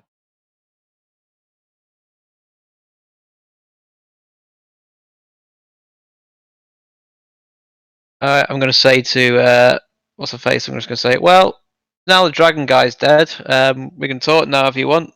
Sorry about the smoking guy. He's just got he's old and his hands are weak. He can't hold his bowstring for long, and that's my 6 seconds. And then I'm just going to hold an action that if anybody damages me, then I'm going to respond with a lance attack on whoever it was who attacked me. If they're within range. Lance And to anybody who attacks you. yeah, effectively, yeah. Because they're all in range, so except for her. And it will go to Hadar. Technically, Langdedrosa is within 10 feet of you. Oh, exciting times. So, does the elf look hostile? The last thing she said was something to the effect of filthy humans should be eradicated off of the face of the earth. And spat on the floor next to you. Well, then I'm gonna use my turn to climb up the ladder again.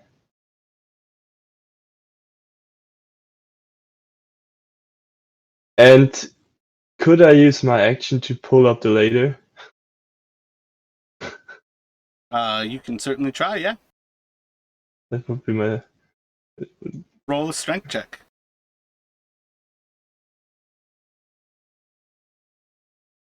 Waiting for my delay. Nope. Solid 2. You cannot pick up the ladder. Well, would have used my action.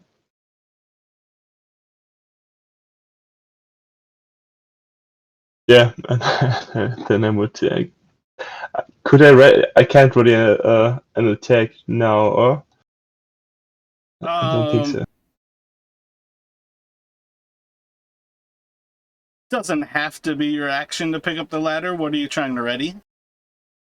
Well, I just would try to ready a hit with my quarterstaff if something comes near me and tries to attack me. So something attacking you, you will swing at?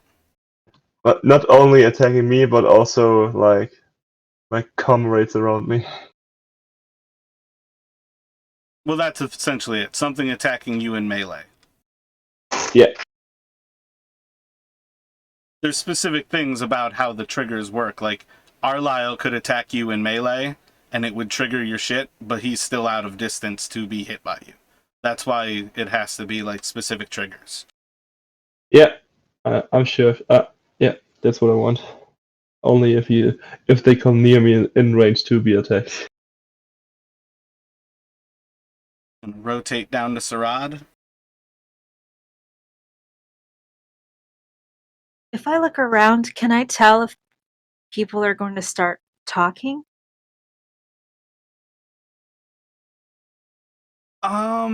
You've gained a pretty good sense that at least Arlyle is trying to start the conversation.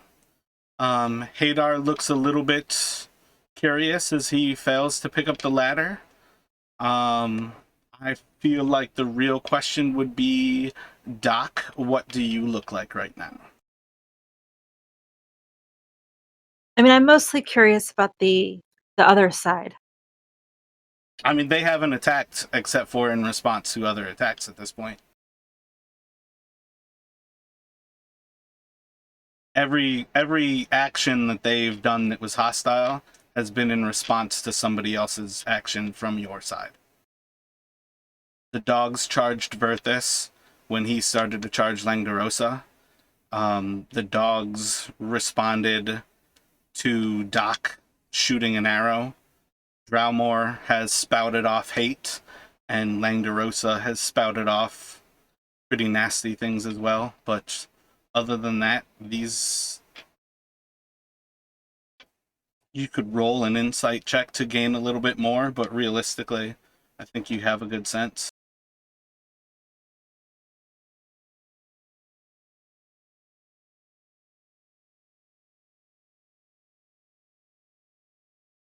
Because I'm trying to debate whether it'd be just a stupid waste of action to cast Revivify.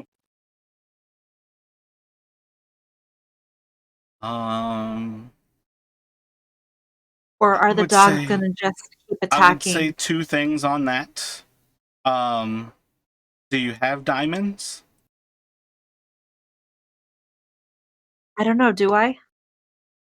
I was going to think that there's probably going to have to be a roll and a search through some of the loot that you all picked up to see if you've actually accumulated any diamonds in this most recent search.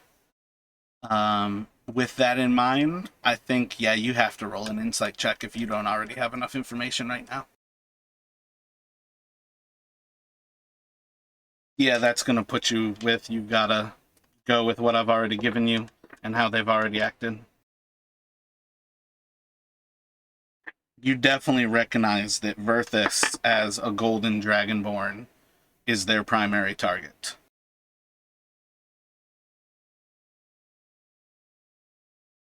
Or at least the other dragons in the room. It's hard to tell with Drowmore. It's probably pretty true that Drowmore hates humans more than she hates a dragonborn. When you use Revivify on someone, do they come back with hit points or are they unconscious? Oh, whoops! I I think didn't single mean hit to do point? that. Yeah. Yeah, a single hit point. That's a yes, you're going to cast it? Sure. Yeah, I'll cast it. Roll a D100 If we for have me. diamonds.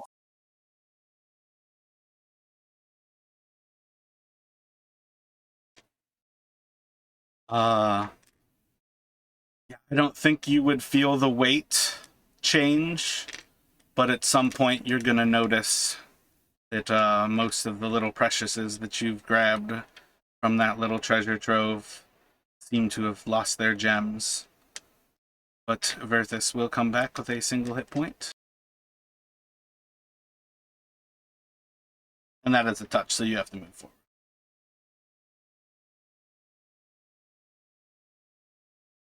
That's it for me.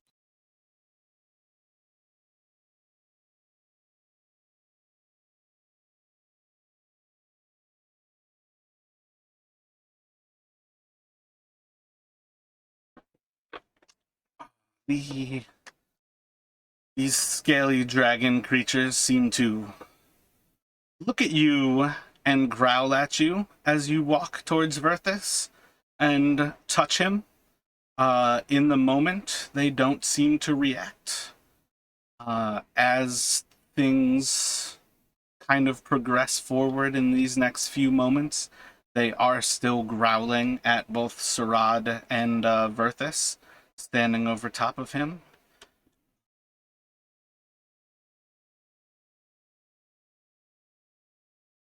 I think one of them is going to seem to spark with its lightning.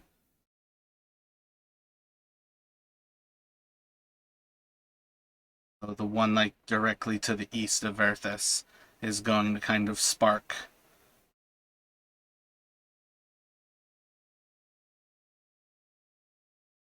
Seems a silly gesture to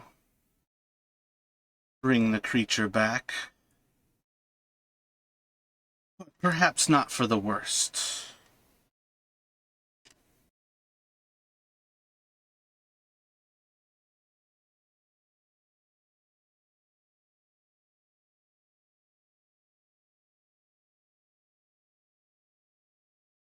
Yeah, and I think the other one's just going to be snarling at Arlyle at that point, and it will go to Drowmore is going to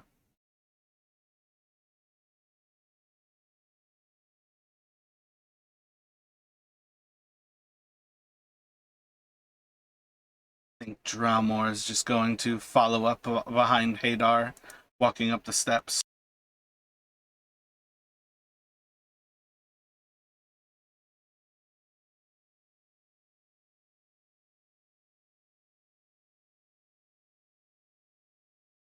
Let's see.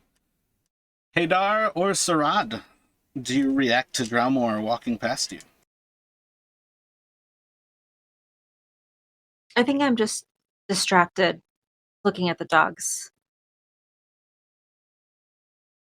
Hadar? I'm just gonna let him be. Yeah. And then we'll go to Doc. I'm just gonna look at Langdedrosa, and I will say, I'm confused. I just assumed you're down here to kill us. We cross? And then I'm gonna use my bonus action.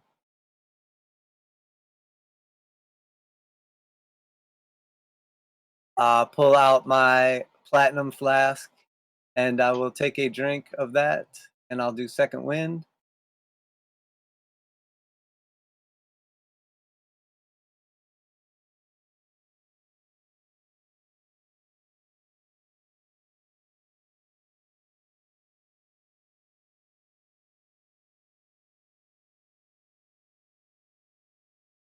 And then I guess I will just guess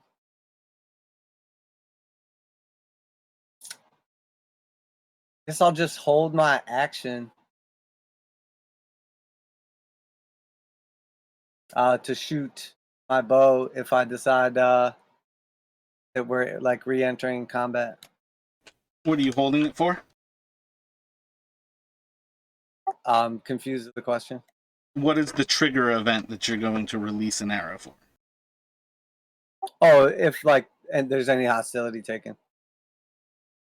So just someone attacking? Yeah, if anybody casts a spell or attacks.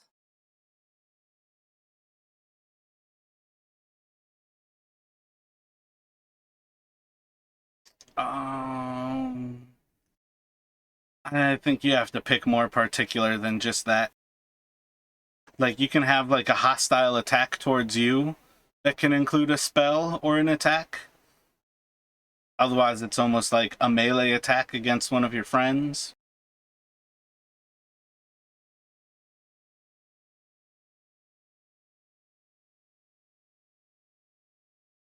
Yeah, I'm just thinking, like, Drowmore casting a spell.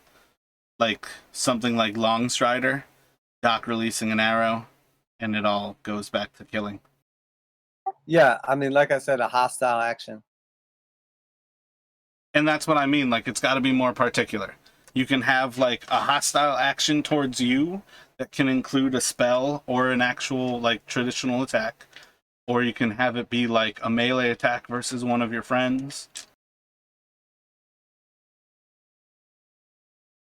I mean, I'll just keep my eye on the dogs, and if they look like they're gonna zap anybody with electricity or bite them, One I'll of the shoot. dogs is holding its lightning right now. It's literally, essentially casting the lightning, and if something happens, it's going to spark lightning. It's already happening. All right, I won't do anything. That's just the particulars of holding an action.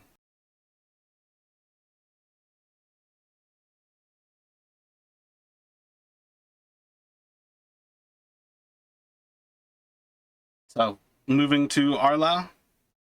Thoughts? I feel like everybody has pretty much stopped the fight at this point.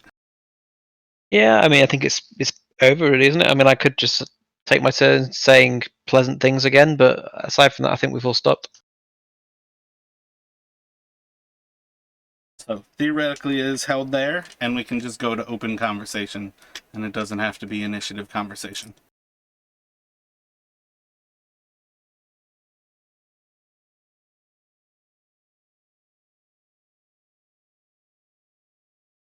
All right, I will approach Langdedrosa.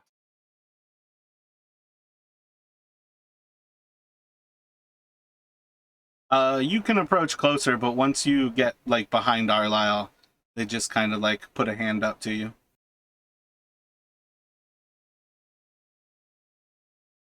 So what you waiting for down here if it's not to kill us?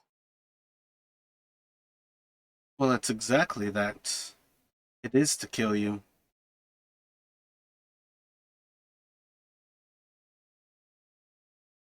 Well, I'm assuming it's not to kill us with kindness, so why are we having this conversation?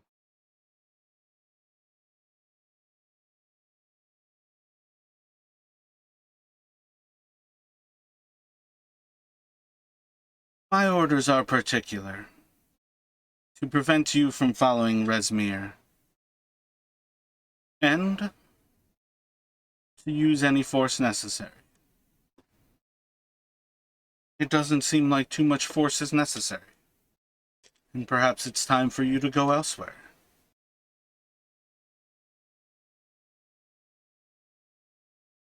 And which way would you not be wanting us to go, just out of curiosity?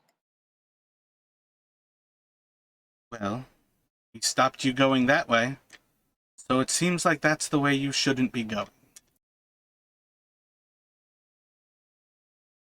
What's everyone else doing in this initial, 30 seconds? Just watching.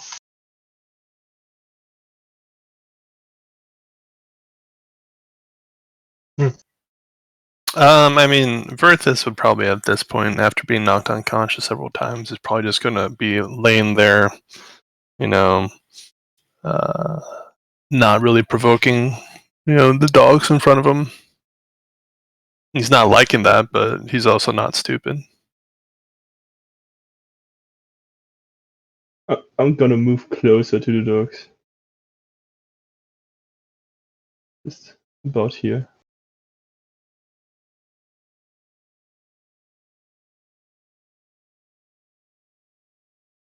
Well, if you don't want us to go that way, perhaps you should move so we can head back out of here and be about our business. Langdedrosa motions for everything to move. The little click of his tongue. Langdedrosa gets the dogs to kind of step back a little bit. One of them seems a little bit more obstinate than the others. And Drowmore is going to kind of follow behind. We don't finish this. Never get to leave this place.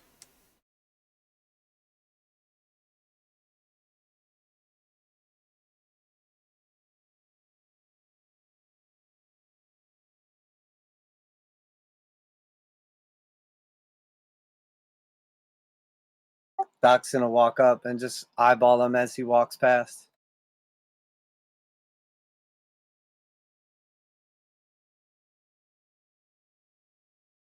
Light a cigarette, take a couple hits.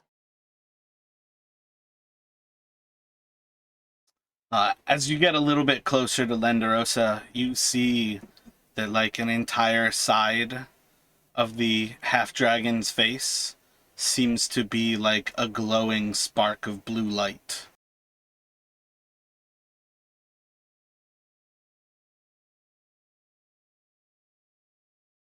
Is it in the shape of a mall? It's very much in the shape of a maul, in the shape of a collapsed skull. It seems like there's some sort of lightning that's filling that void.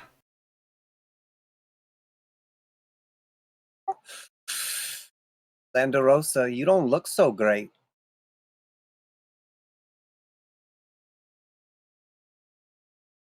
Tiamat has blessed me more than you could ever hope for.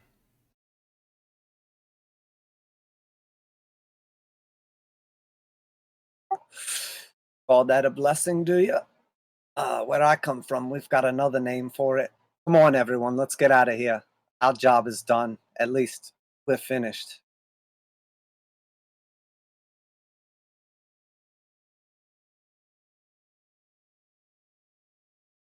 I give a very nice smile and a little nod as I walk past.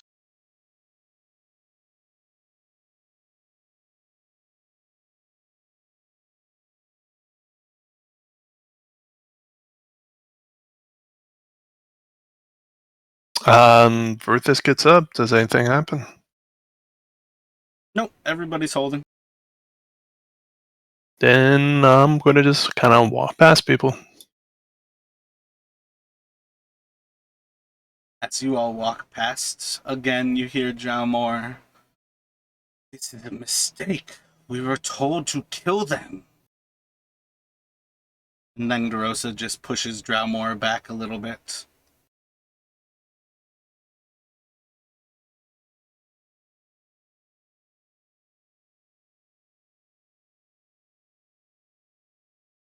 We'll just keep walking towards the exit. Everybody essentially ready to walk out of here? Yep.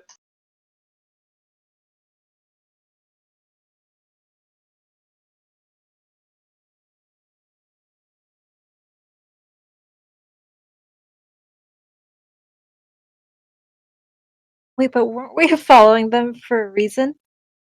Oh, you were indeed. Just gonna. Okay. Oh yeah, they can kill us again.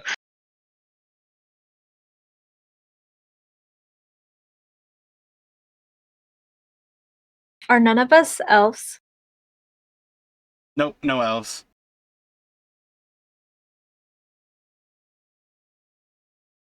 I think this party is 3 humans. A human-like in the Dragonborn.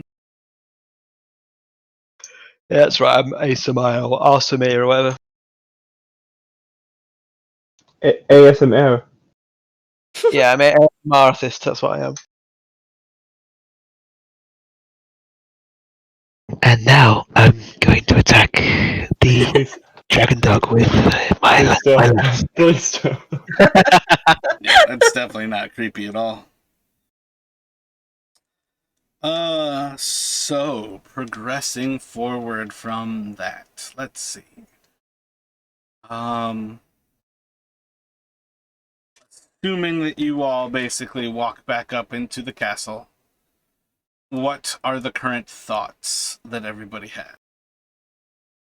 Oh, I definitely have some final words as everybody else walks up before I do at least.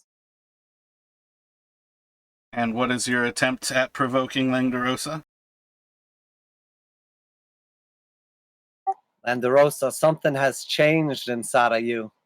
When we met before, you were thirsty for battle, interested in one-on-one combat.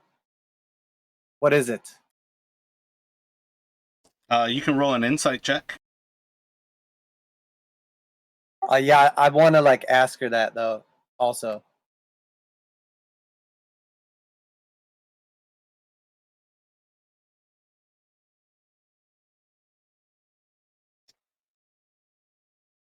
I have always thirsted for an honorable fight.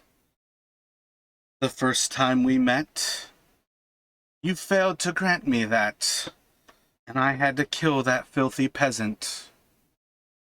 The second time we met was far more glorious.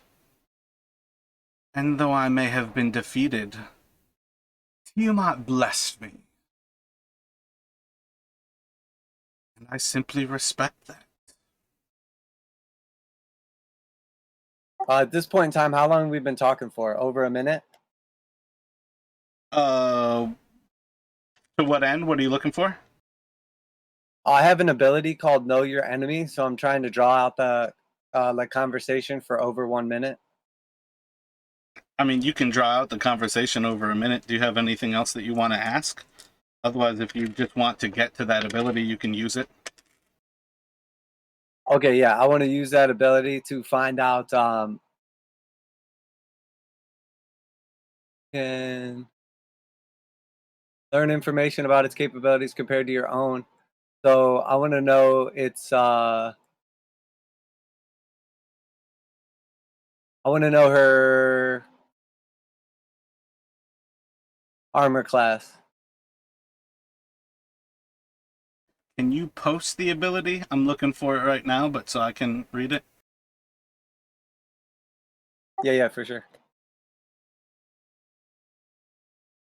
I think it tells me if it's better than mine, but maybe not the exact number. So what's your AC?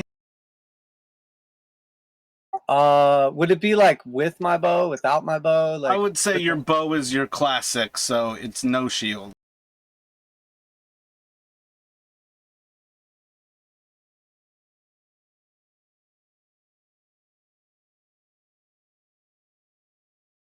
But you could ask in both regards. It's information. Well, I have 17 with my shield. I feel like she's going to be higher than without a shield for sure. So I guess maybe I'll just do total class I levels. have your AC as 18. Oh, because you've got dual well that always adds that one. Yeah, it's like it's.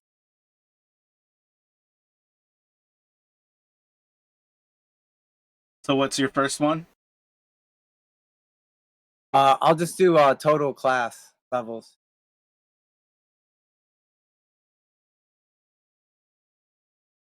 So is she higher? I think that's one of the poorest choices because she's an NPC. It's not created with like straight up class levels.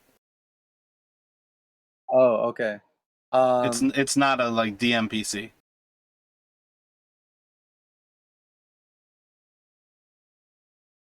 Well, if I do current hit points, does it go by like my current total max hit points or my current like at the time hit points? I would think that's a max. Okay, I'll do that then, I guess.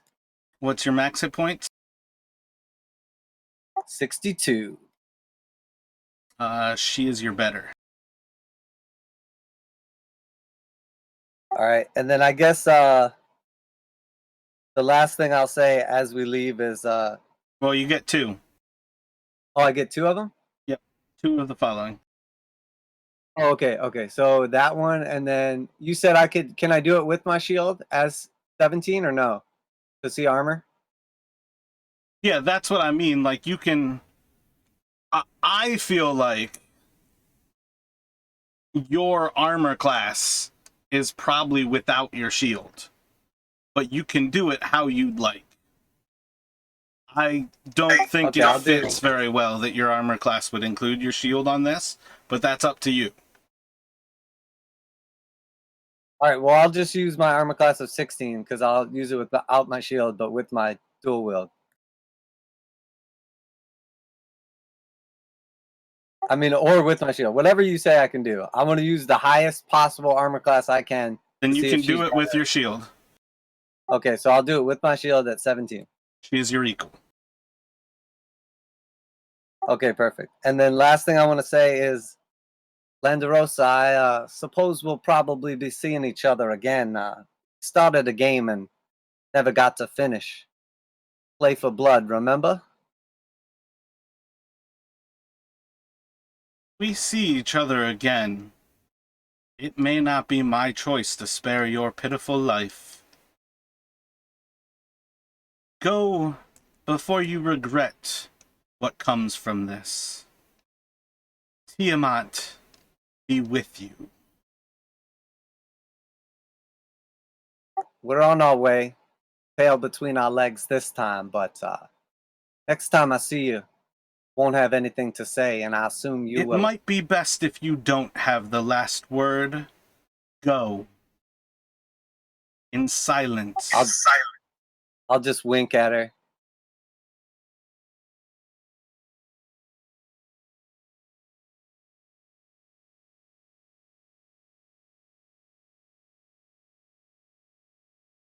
So what does everybody have in mind?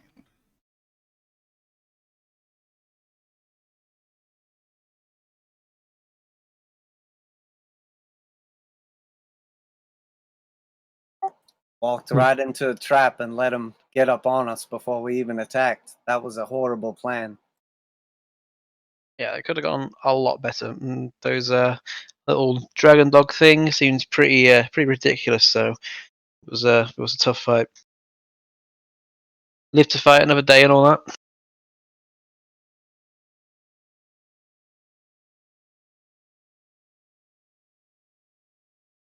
We'll have to kill them from range. Can't let them get up on us like that. They were devastating. Or separate it from those dogs somehow. Although I'm not sure how possible that would be. They seem to be pretty loyal.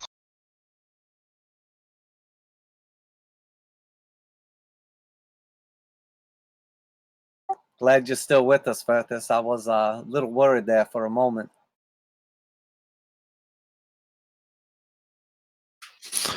We have to keep him around. He's got all my stuff. It's a good thing you two come as a pair. The things I do for Bahamut.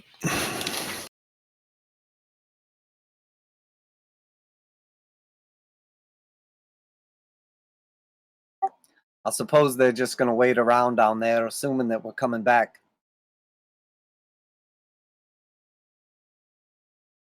I assume something down there is of importance. Why would they be down there? Likely it's the escape route. I'm not sure where it leads to, but they're trying to stop us from pursuing Resmir.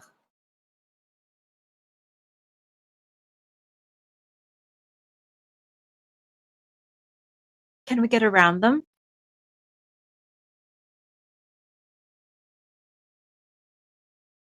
I'm not sure, to tell you the truth. I mean, probably, but do we even know where we're going? I have no idea where Resmir's even headed. I just assume that, that's the way through. Eventually, I'm sure it surfaces somewhere.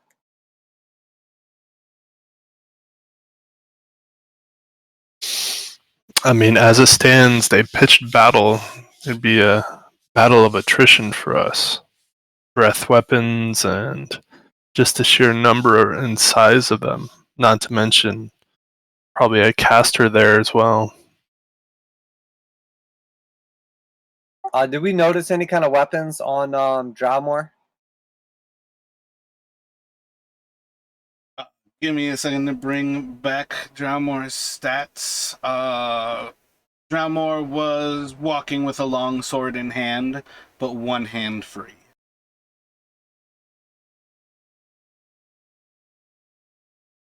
I suspect the elf was at least some form of a caster, but couldn't quite make out. We know that, oh my gosh, where the hell is it? We know Langdedrosa prefers combat. Yeah, Langdedrosa had a great sword on her.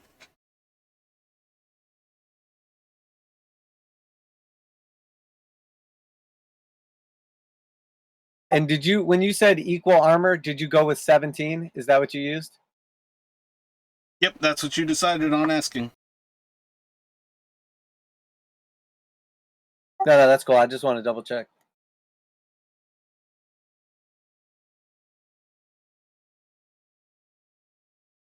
Perhaps we should rally back up with Snapjaw and get a long rest in and try again tomorrow. I mean, Yeah. are there any other turrets that we can investigate? Have we searched the entire keep, I'm imagining? Other than down in these catacombs?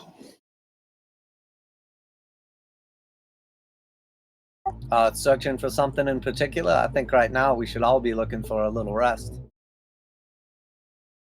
Oh, I'm down with the rest part. I'm just wondering if there's any other thing, any other information we can find, any other allies, or any other advantages nearby that we could leverage.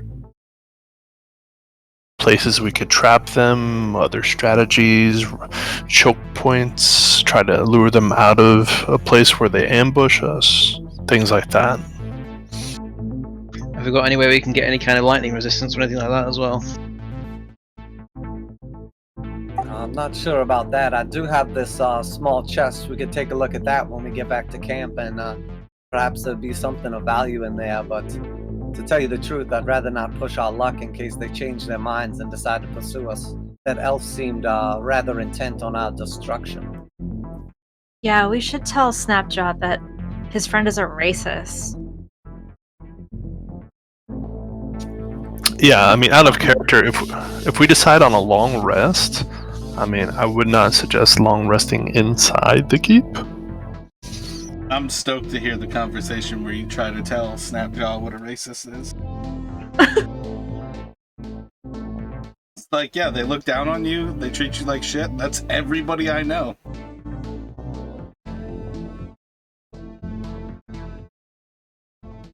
Is there somewhere nearby here that we're like familiar with, or not really?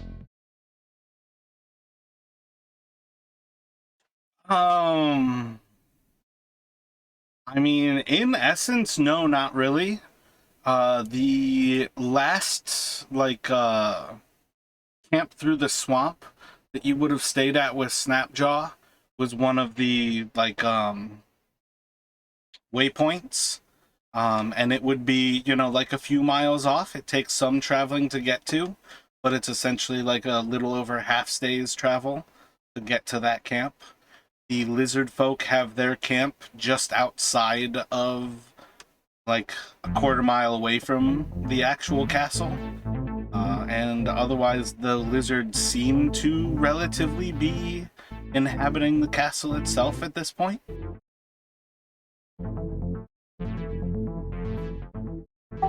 Well, I guess if the lizards are like inhabiting the castle or whatever, we could at least try to like camp out here in the safety of the keep, but far enough in that if they decide to come back up, we would like hear the commotion and could get out of there.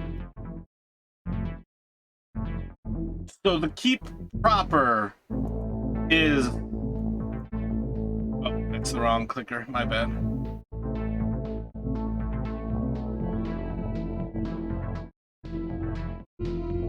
That, stop sign, damn it, fucking shift. That stop sign is essentially the proper keep of this castle. And there's a single door, entering and leaving it. But, if we post up in the actual keep, though, will there be enough lizard folk in the way that we would, hear them coming?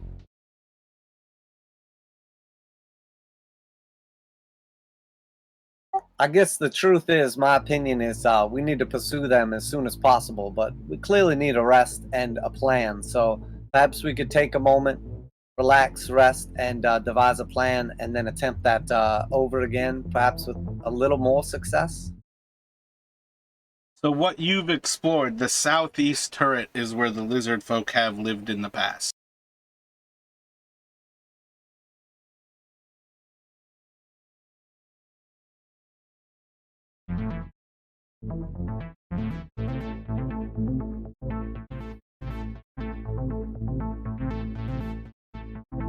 What's everybody else thinking?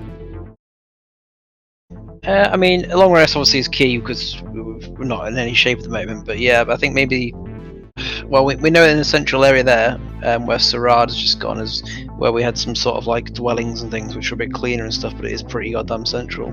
Bottom right corner where we found the chest originally, the chest didn't get touched the entire time we left it, so we could potentially go in there, and then the other alternative is to go back out to where all the camps are, so we know we've got where the lizard folk people are, so we could potentially rest there somewhere if we find somewhere to get a bit of shelter. We've got, I guess we haven't got tents and stuff, but something that we could do and they can alert us if anything comes, because they'll start making a racket.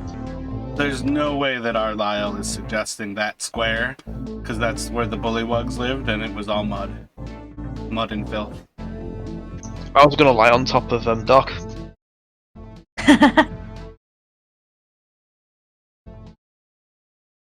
Yeah, right. I guess the real question is then, should we take the actual keep and try to make a rest out of that, or? I mean, I think we should stay in here. We could perhaps do like the further part from the mess hall. I mean, I'm assuming they're not going to pursue us at this point in time, but Yeah, so you all are still early in the day. I believe you've now taken 2 short rests, and a long rest is still a ways off. So kind of regardless of how it plays out, you do still have some time. It would be downtime. It doesn't mean we can't fast forward to a long rest, but there's still at least like a portion of this day to progress forward here.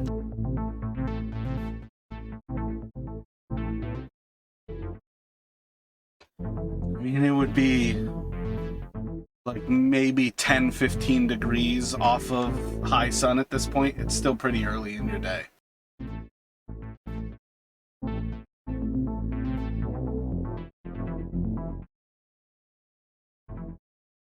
But I thought we started at noon, and you said it was like 6 p.m. when we went down there.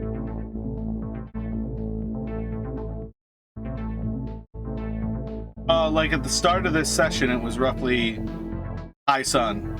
You guys took a short rest while you were looking through the treasure, and then you went down there. That's essentially like what's happened for this day.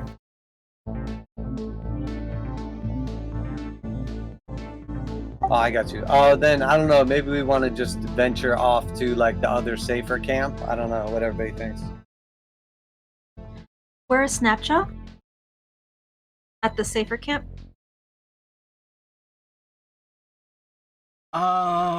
Where would you look in the castle first? Where we last left him? I think it was just me and Verthus with him, right?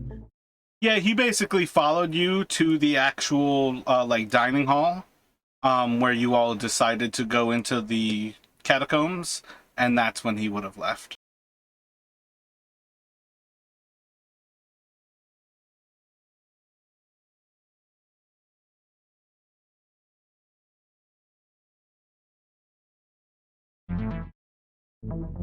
Well, I guess while we're deciding, maybe we'll head over to the keep and have like a little sit down and relax. And I'm gonna check out that little chest too. Sounds good. That is the chest you found on the first level of the keep, like inside the other chest. Yeah, the little chest inside the chest, the little Russian doll of chest.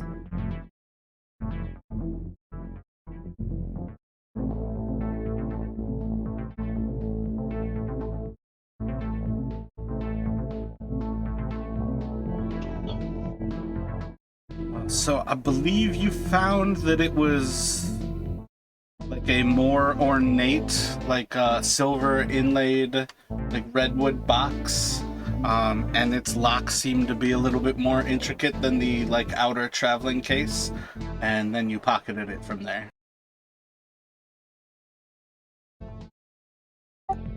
Yeah, Sarad, just out of curiosity, I don't suppose you could cast another one of those spells on there and steady my hand a little bit, and I'll hold my hand. Absolutely. I pour you a drink while I'm at it. Try some of this wine. Arlau got it a little while back, and it's phenomenal. It's like I don't super know, high man. quality. I had that before, I think. And it kind of floored me. It's a little too refined for my taste, maybe. You started with the orc mash. I think you know that he's switched. Oh, okay. Yeah, that was my flask. That was the good stuff. This is like Arlau's like fancy wine. Okay, It was I the best. try it. It was the best wine that a sketchy roadside establishment had for sale. So that's what the bar set for it. The first thing you drank was literally fermented orc. Sure. Yeah, I totally drink it. It's all uphill from there. What kind of wine did Arlau buy? Is it like, do you have like a particular variety in mind that you would have gone for? I think it was either a Shiraz or a Rioja, something of that sort of type of more fruity side of things, but definitely a red.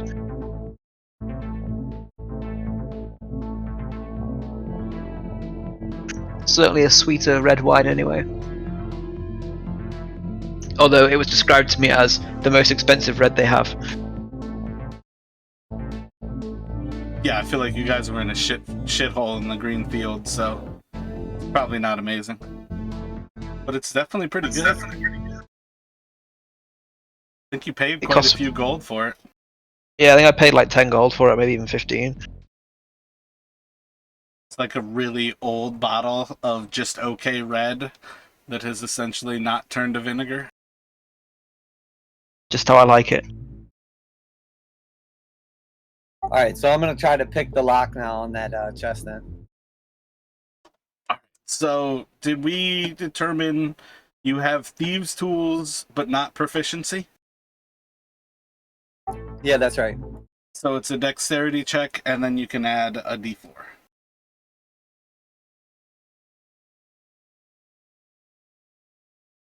Alright, I'm gonna use the luck point on it. And guidance.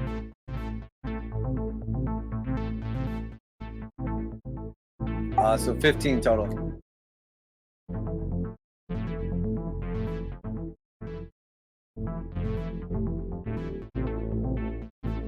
I need you to make a dexterity saving throw. Am I within like the aura of those people or no? Yeah, I'm assuming you all are in the keep at this point. Alright, so 12.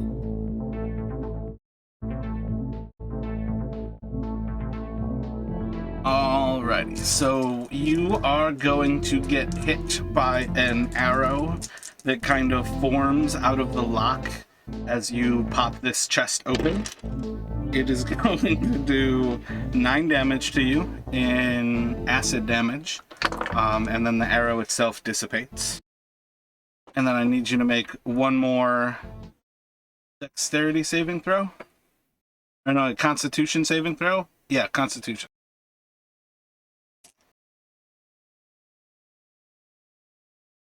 I suppose I'll use another luck point on it. Talk about high-low. Alright, so it's a So 6 13 plus 3. So 16? So you'll take half of 7 total damage, half of 14. Like a few seconds later, you feel the acid like burn through your flesh as it kind of like dissipates out into your body. But you otherwise have a really fine chest that, as it pops open, has a single book inside of it. Seems quite beautifully like done in leather. It has actual like embossed gold around the leather itself, and then it has a scene across the side that depicts a creature standing over like a desert scene almost on like the edge of the pages. Apparently someone didn't want me to have this book. Dear God. I don't suppose anyone's any good at figuring shit out, like what the hell is so important about this thing. Sarad yawns when she sees it's a book.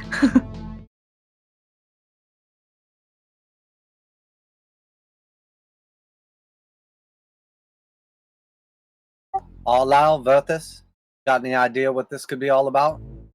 Oh, sorry, I didn't respond because it's not something that's of any particular interest of mine. Oh, I've got a +2 to insight actually, don't know when that happened. I mean, I can give it a inside check, but I mean, if it's an arcana or some sort of a religious text, I may not be like the best connoisseur of said text.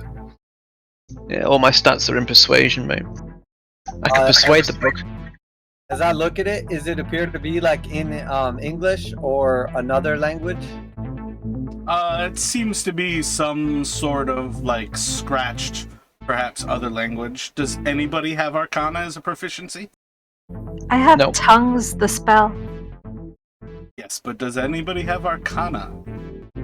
No. You can cast No. tongues if you would like.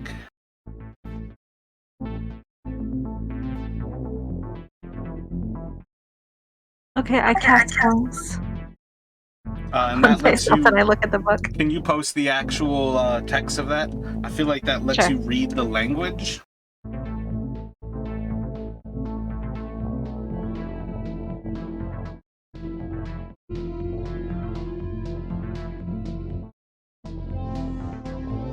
Oh, Yeah, it's for tongues isn't spoken gonna help language you because only? that's here. Yeah.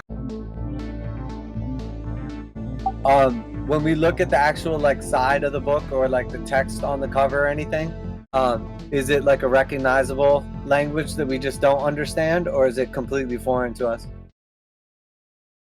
I don't think anybody has any reason to understand what you're looking at. Why don't we just take it with us? Yeah, it's must be valuable, or they wouldn't have trapped it so deeply and secured it. Perhaps we could throw it in that bag of yours. See? Sure. Before I throw the bag in there, can I use my Would Dragon Scholar feature offer any insight into this book?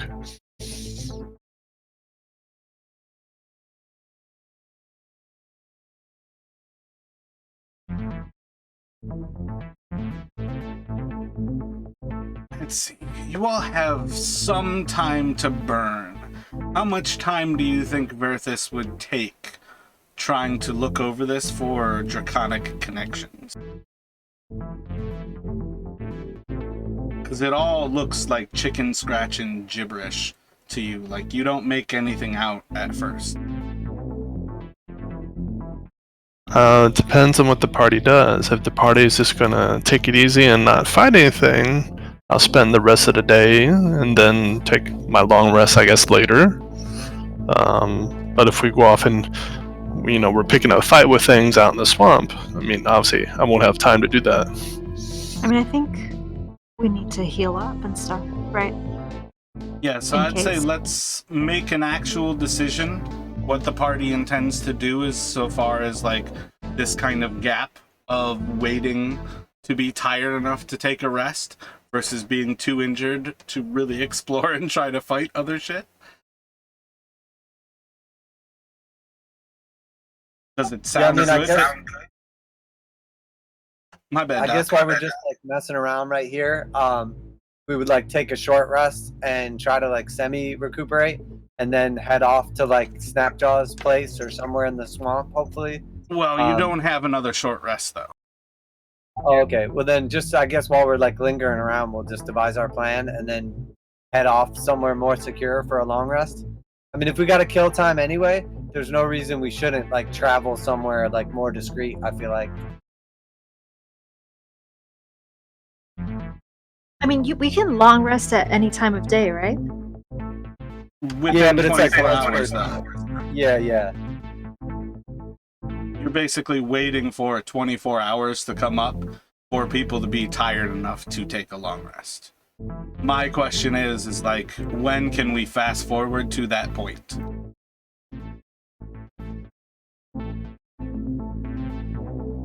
Does it sound good to everybody to either travel the quarter of a mile to the lizard folk place or travel a few miles to get to that like forward camp of the lizard folk? Quarter mile. Yeah, that sounds good for me. Sure. Alright, if that's what everybody thinks, it's not going to take you long to travel that actual distance. You don't really notice a whole lot going on in the time. Let me see if you randomly see Snapjaw. You see Snapjaw, like, leaving the actual castle, and he'll kind of accompany you all back with him, as you describe that your intention is to rest in the lizard folk camp. You see he's actually like standing much taller. He seems to have Let me have Sarad make an insight check at advantage.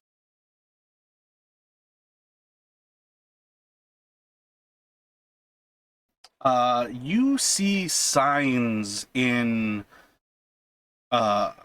Snapjaw that he's like taking on shamanic qualities.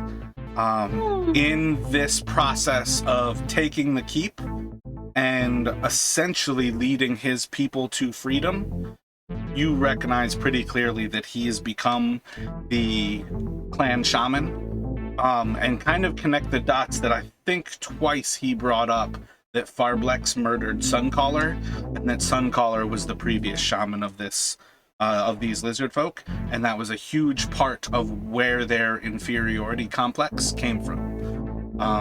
But you notice like he actually has like feathers kind of like run down parts of his spines, like the spines on his back, and has different like not necessarily jewelry, but like different decorative pieces like across his body, just in like the most recent like few hours of what's gone on in the castle. But he escorts you all back to the actual lizard folk camp. He takes you into one of the long huts, and then over the next few hours of the day, Verthis, let me have you roll. Will it be? I think do a D100, and let's see where that comes out percentages wise.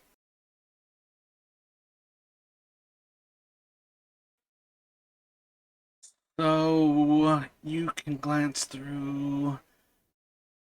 You search through the book for quite a while, looking for anything that seems to be prospective things on dragons, and it doesn't seem to clue in particular. Let me have you roll an insight check.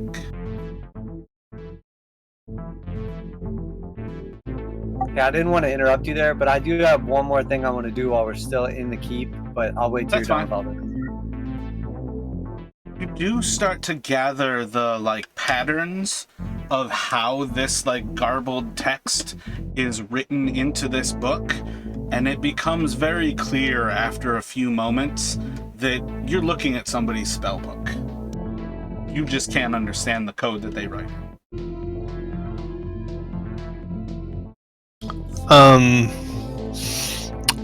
I'll relay that information to the party on my findings. Obviously, I don't have her grimoire, so to speak. So, if somebody can benefit from this, or they know of somebody who can benefit from this, this is probably definitely a powerful artifact for them.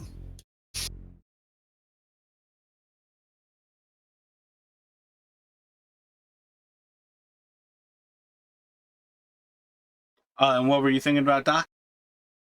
Well, I just wanted to go back by that chest one more time and do like a quick search through it and see if we could find more diamonds now that we like kind of have a specific thing. Good call. Yeah, like I think we still have 200 gold worth of diamonds, but it was technically on. We had 500 gold and diamonds, and we got 300 of them stolen. But I believe. Here's the thing, though. I think 200 of them got stolen by the thief walking by Tynus, and then I think when Vicious got killed. Vicious got killed? Yeah, by a demon. Yeah, it was a while ago. Okay, that spellcaster. Yeah, the spellcaster used like your diamonds and some of what she had. It was the girl who you all saved outside of the dead zone, Drakenfang. Okay, so we're saying we're completely out of diamonds. Yeah, I'm pretty sure the group has no diamonds, but honestly, one of the things is Tynus deleted his actual character from the campaign, so I can't even check to see if he still had diamonds in his inventory. but I don't think you all do. No, that makes sense. But 'cause we would've had 500. there's no reason that you all can't take some time to go through that chest and see if you can find any diamonds in it. Yeah, so I guess that's what I'm gonna try to do. If somebody else would like to assist me and go through and just like pull out a blade and start plucking diamonds or searching. Ah, I'll help you. So let's see. Let's have you both do an investigation. Actually, here's the better question. Does somebody else have investigation proficiency? I'm I can guide investigation you guys. proficient, and I still have 1 luck point left. So if we're gonna do 1 roll, and I would totally use my luck point to make sure. And if we can do a bless on top of that to try to get like the best possible result. Sure. But if 2 people are gonna roll, I'm totally cool with me and my luck point, and then somebody else and like the bless. Well, that's the difference, is if somebody else has proficiency, they can assist you, and you can gain advantage. If somebody else is just looking, they don't need proficiency to look with you. Has anybody else got an eye for fancy gems, aka proficiency in investigation? No, -1, sorry. What'd you say? Perception? Investigation? I can't remember. Yeah, -1 investigation. I mean, I can assist. I'm not proficient, but I mean, I can still roll against it to see if I get lucky. Yeah, that's how I try to let people shine for their skills, is you need proficiency to assist. Otherwise, somebody who's good at it can help alongside, but Doc would still be a straight roll with his own modifiers. Can I guidance them? You can guidance one of them. Does Arlisle still have guidance? Not anymore, no.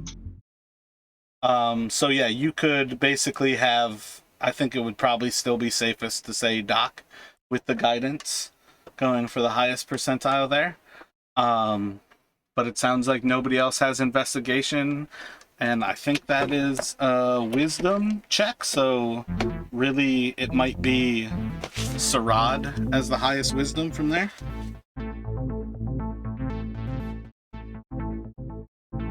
This is a random question too. Does Paladin Aura affect like this type of check too, or no? No, that's a saving throw. I love this. Okay. I was just curious. I wasn't sure how it worked. Oh, my bad. No, investigation is intelligence. Who's got the best intelligence out of everybody else? I believe wishes.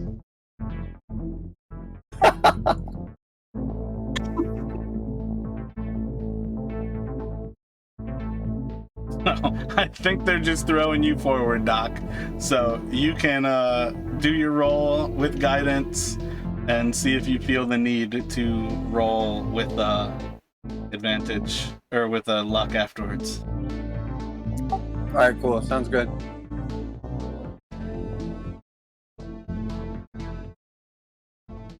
So I'm doing investigation, right? Yes, please. I'm going to use my luck point.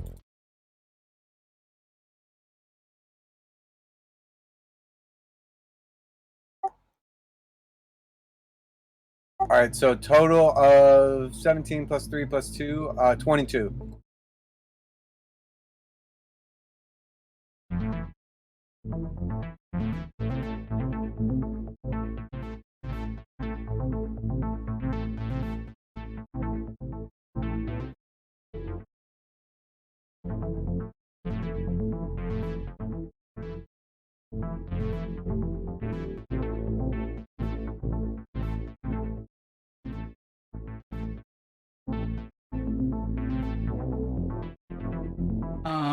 Let's take an actual break here while I try to find a good table of like random gems.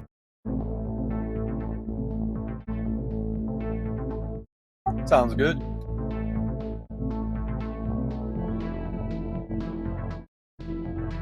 Yeah, I totally wish I would have just popped off a shot as soon as they like started approaching us, but I honestly wasn't sure like what the motivation was, but I totally felt like they were just creeping in trying to close the ground. Who? When we got ambushed down there, like I definitely like was about to take a shot, like as soon as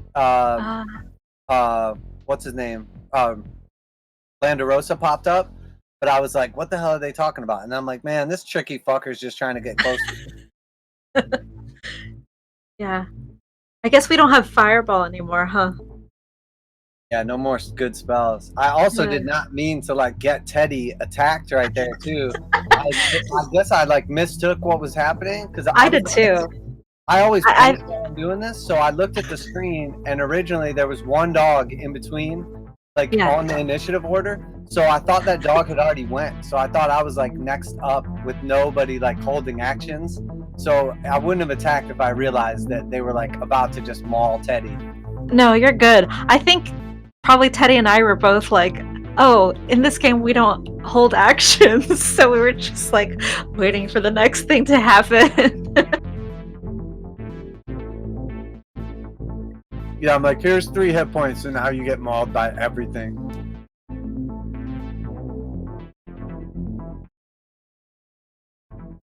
But yeah, I think when we battle those damn dogs again, we need to like kill them first at range. I don't know who else has ranged attacks, but we need to take those fucking things down. Yeah, I have Sacred Flame, but I also want to keep people from dying.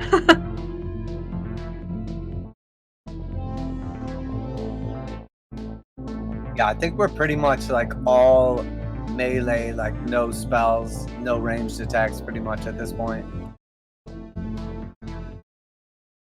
You're definitely ranged, no mate. Yeah, I mean like everybody but me.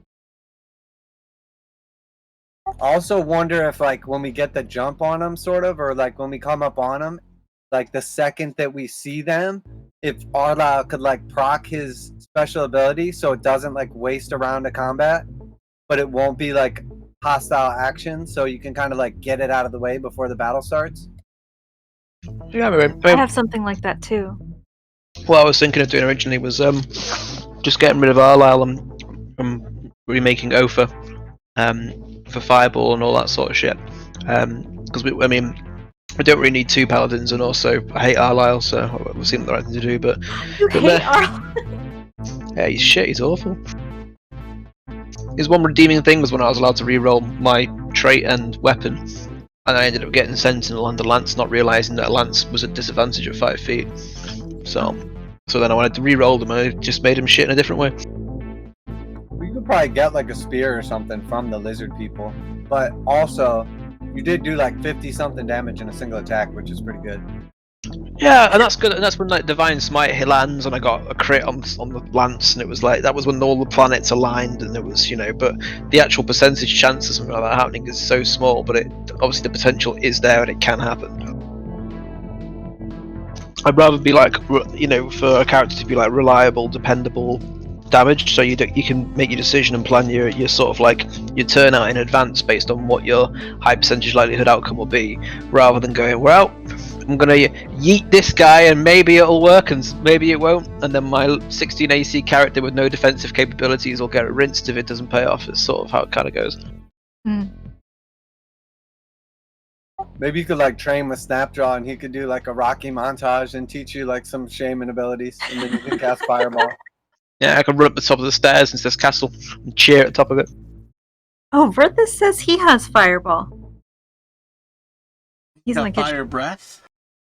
Fireball? I don't know why. Maybe his paladin, like the class? Yeah, maybe. Oh, he's got the wand.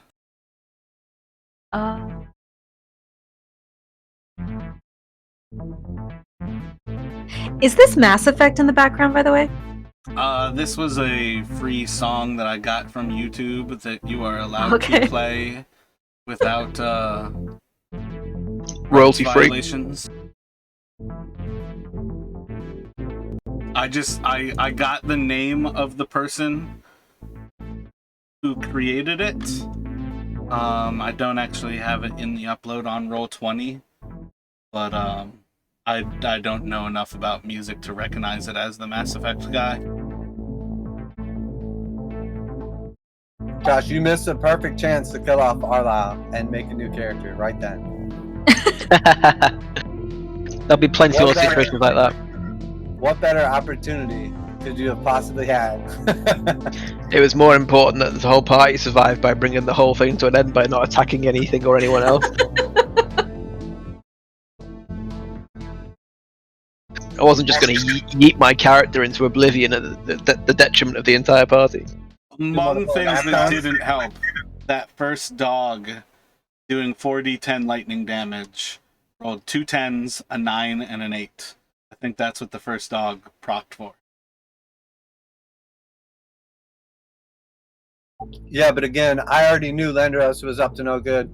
And I know your shady DM tactics when you start like real far away from us and you like distract us with speech and keep creeping up on us. Good I to mean, know. my shady DM tactics of literally giving you all opportunities to start the combat. Oh yeah, 100%. That's exactly. I feel like that's not shady. It's giving you all a chance. Oh no, it's exactly what I would literally do that. I mean, you remember when I played Goderic and I would always engage in conversation and you're like, dude, you can't keep moving. No one's gonna let a raging battle dwarf walk up on them. And Except for I'm my like, people continued to talk once they got close. No, that's They my didn't point. hold That's an my axe point. while they were drooling, like walking closer, like... No, they walked up to converse. Well, yeah, but it was obviously a trick. Let's be real here. Goderic would do the same thing. He's like, yeah, let's have a conversation. I'm just gonna bring this axe that I'm already carrying with me anyway. But it's the same exact thing. I completely disagree. I think it's the opposite thing. But they're literally they were there to stop you. You guys basically alerted the entire castle when you fought the bullywugs, and it changed this entire adventure because the entire castle saw you coming and had a chance to essentially flee. And that's when Rezmir left and basically set the trap, waiting for you all to kill off the bullywugs.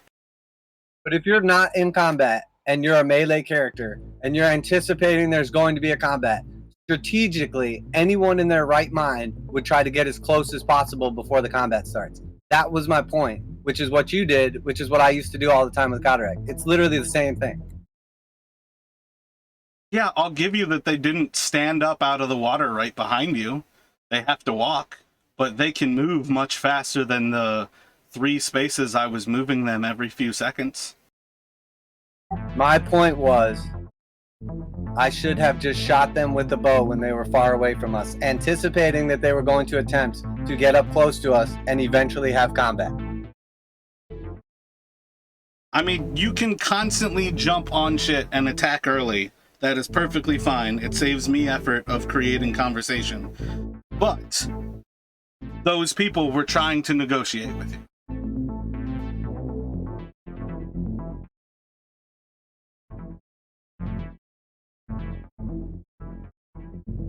You lose plot hooks by killing people and going to combat before you have a conversation with an intelligent creature. That's what I was trying not to do. Well, then next time maybe I'll hold my hand up and say, stay right there while we have this conversation before we get into a battle. I think that would be character growth. I didn't even see him, to be honest with you, until it was like, oh shit, hang on. Yeah, they There's some like came blue out of boy that pool there. area, basically. Like Apocalypse Now.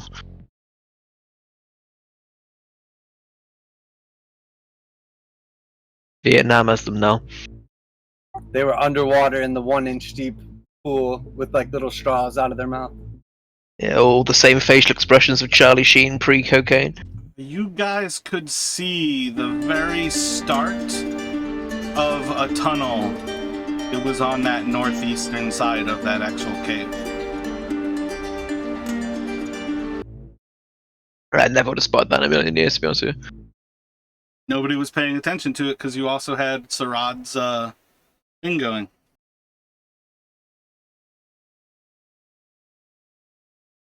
I thought Drowmore was fucked when it was like, yeah, she has no reason to be over there. She's not part of this. but she's definitely listening.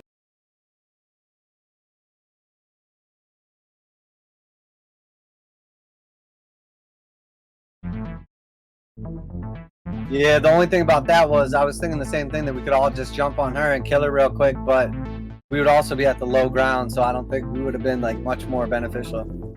Right. Because we clearly have to take those lightning dogs out, like from range, as soon as possible.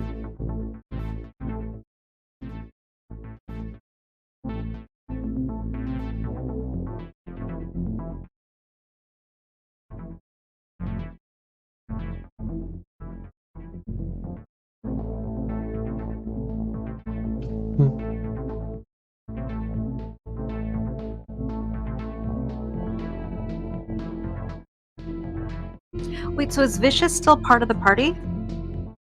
Yeah, she had contacted me last week and said that a medical issue had come up. And then I think she posted in chat today that she had to go for surgery, or she's got a doctor's consultation regarding surgery. So I'm not really sure what was going on. I didn't actually remember to contact her this week to see what happened from last week. But she had basically said to me then that it wasn't like anything huge, but we didn't really go into detail.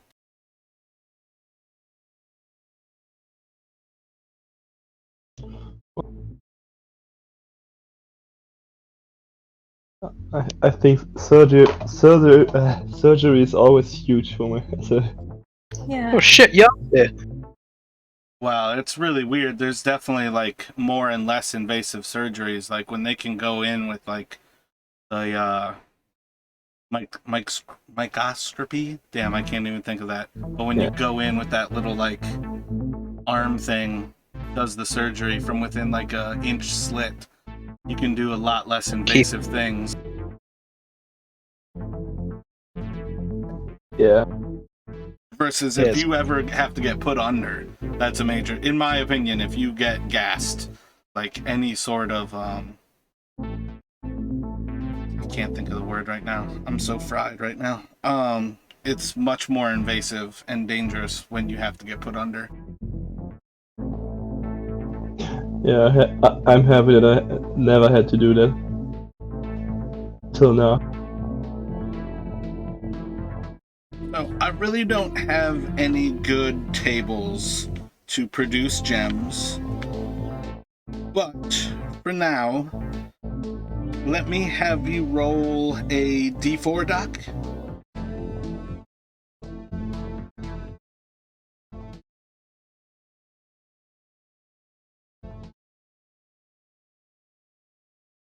Was that 4 there? Yeah, that's a 4. And then let me have you roll a d100.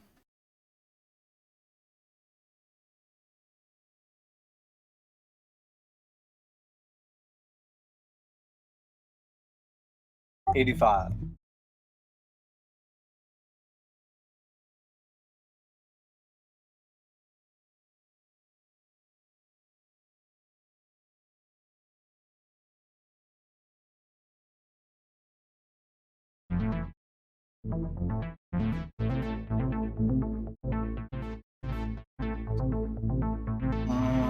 And then let's see. Let me have you roll.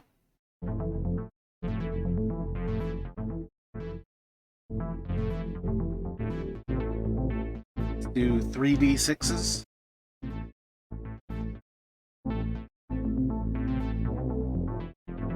13.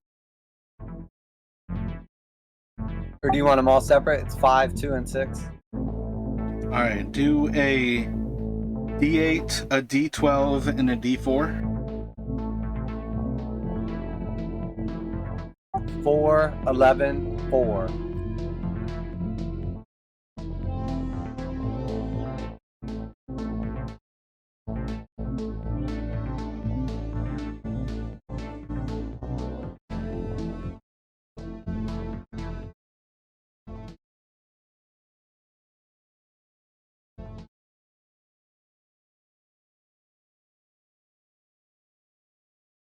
Pretty good rolls overall, shit. So, taking a good bit more time going through the chest, and this would be pretty much where Verthus does all the studying on the book here. You are able to locate a few really nice sized gems. A few of them appear to be translucent, but upon kind of grabbing them out and showing them off to everybody, people kind of confirm, like, nope, that's not a diamond. Nope, that's not a diamond. Nope, sorry, that's not a diamond. But you have a translucent, fiery red fire opal that you guess is worth a very substantial amount. You have a beautiful red flawless gem that was towards the bottom, and that is definitely very high value. And then you have a like pure white gem that's got pretty nice, but definitely isn't actually a diamond, though it seems to be one of the smaller ones.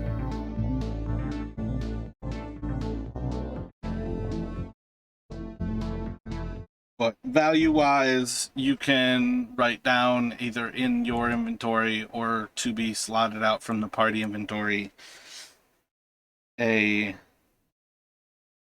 fire opal worth 150 gold, a ruby worth 500 gold, and a onyx worth 75 gold. Rich. But going through, you don't actually find any diamonds in there.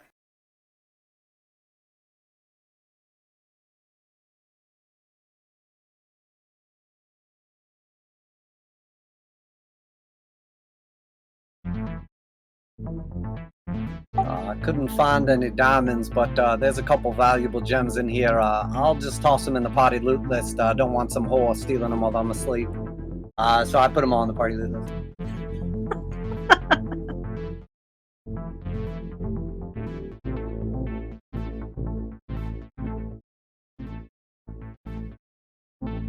We could probably, like, next time we're in a big town, trade them for something. I don't know what other use like we have for other gems, but no, gems like that are definitely like the high value items that are low weight, high value. oh yeah, that's probably the best thing to carry. All right, well, that's what's up. I just wanted to try to find a couple diamonds before we pieced out of that little chest, just in case it was gone when we try to come back. Plus, when we get killed by what was she called, we'll have loads of really good loot on our corpses for her to pick up, so she'll be rich in her campaign. I always click the loot button, even for my enemies. So Condorosa.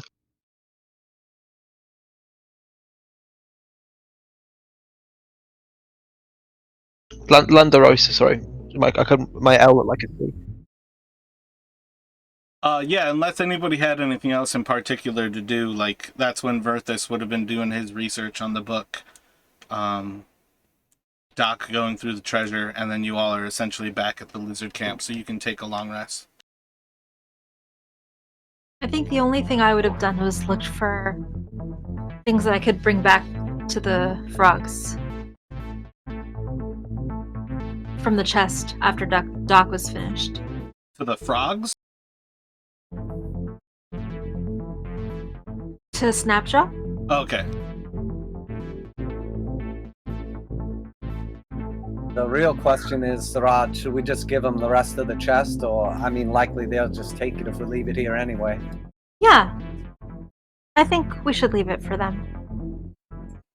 Yeah, for what it's worth, you all would have met Snapjaw in the actual foundry before. So when you kind of come back to here under that guise that you wanted to search through that chest again, that would probably be when you see him anyways. So you can more or less just like point out the chest to him if you'd like. Hell yeah, I'm good with that if you are, Srod. I'm is totally there- good with that. Hell yeah. Is there any way we can like Actually, retool up on arrows also somewhere along the way?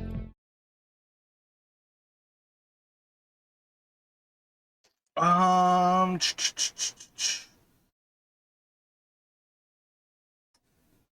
don't think there's a proper armory in this place. I think it's all lizard folk. But I don't see why you can't get roll 4d4. I mean, I can just sharpen some sticks and shoot them, but I don't think they'll be as effective. You find 10 arrows in their like initial armory here that seem to be of like viable quality. Perfect. These will do. So I'm back to 23, so that's good. All right, word up.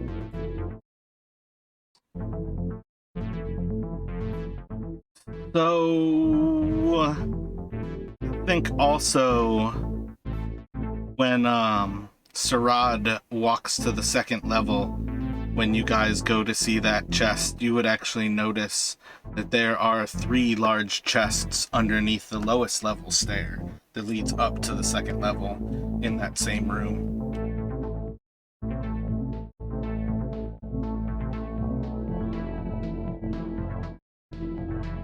Like they're basically like sitting in the mud.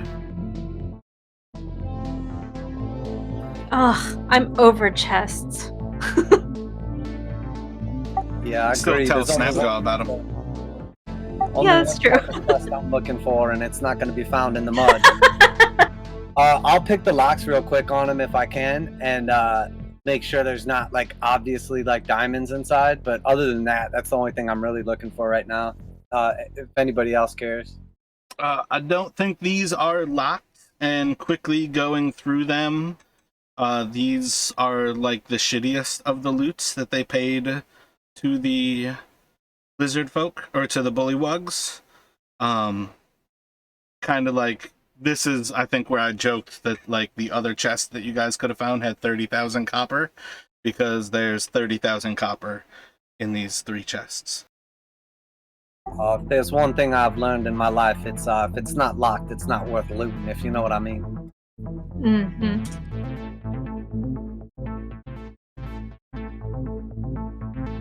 All right, word up. And for long rest, we'll get back half of our hit dice, up to half of our level in hit dice. So 3 or 4. 3. Okay, word up.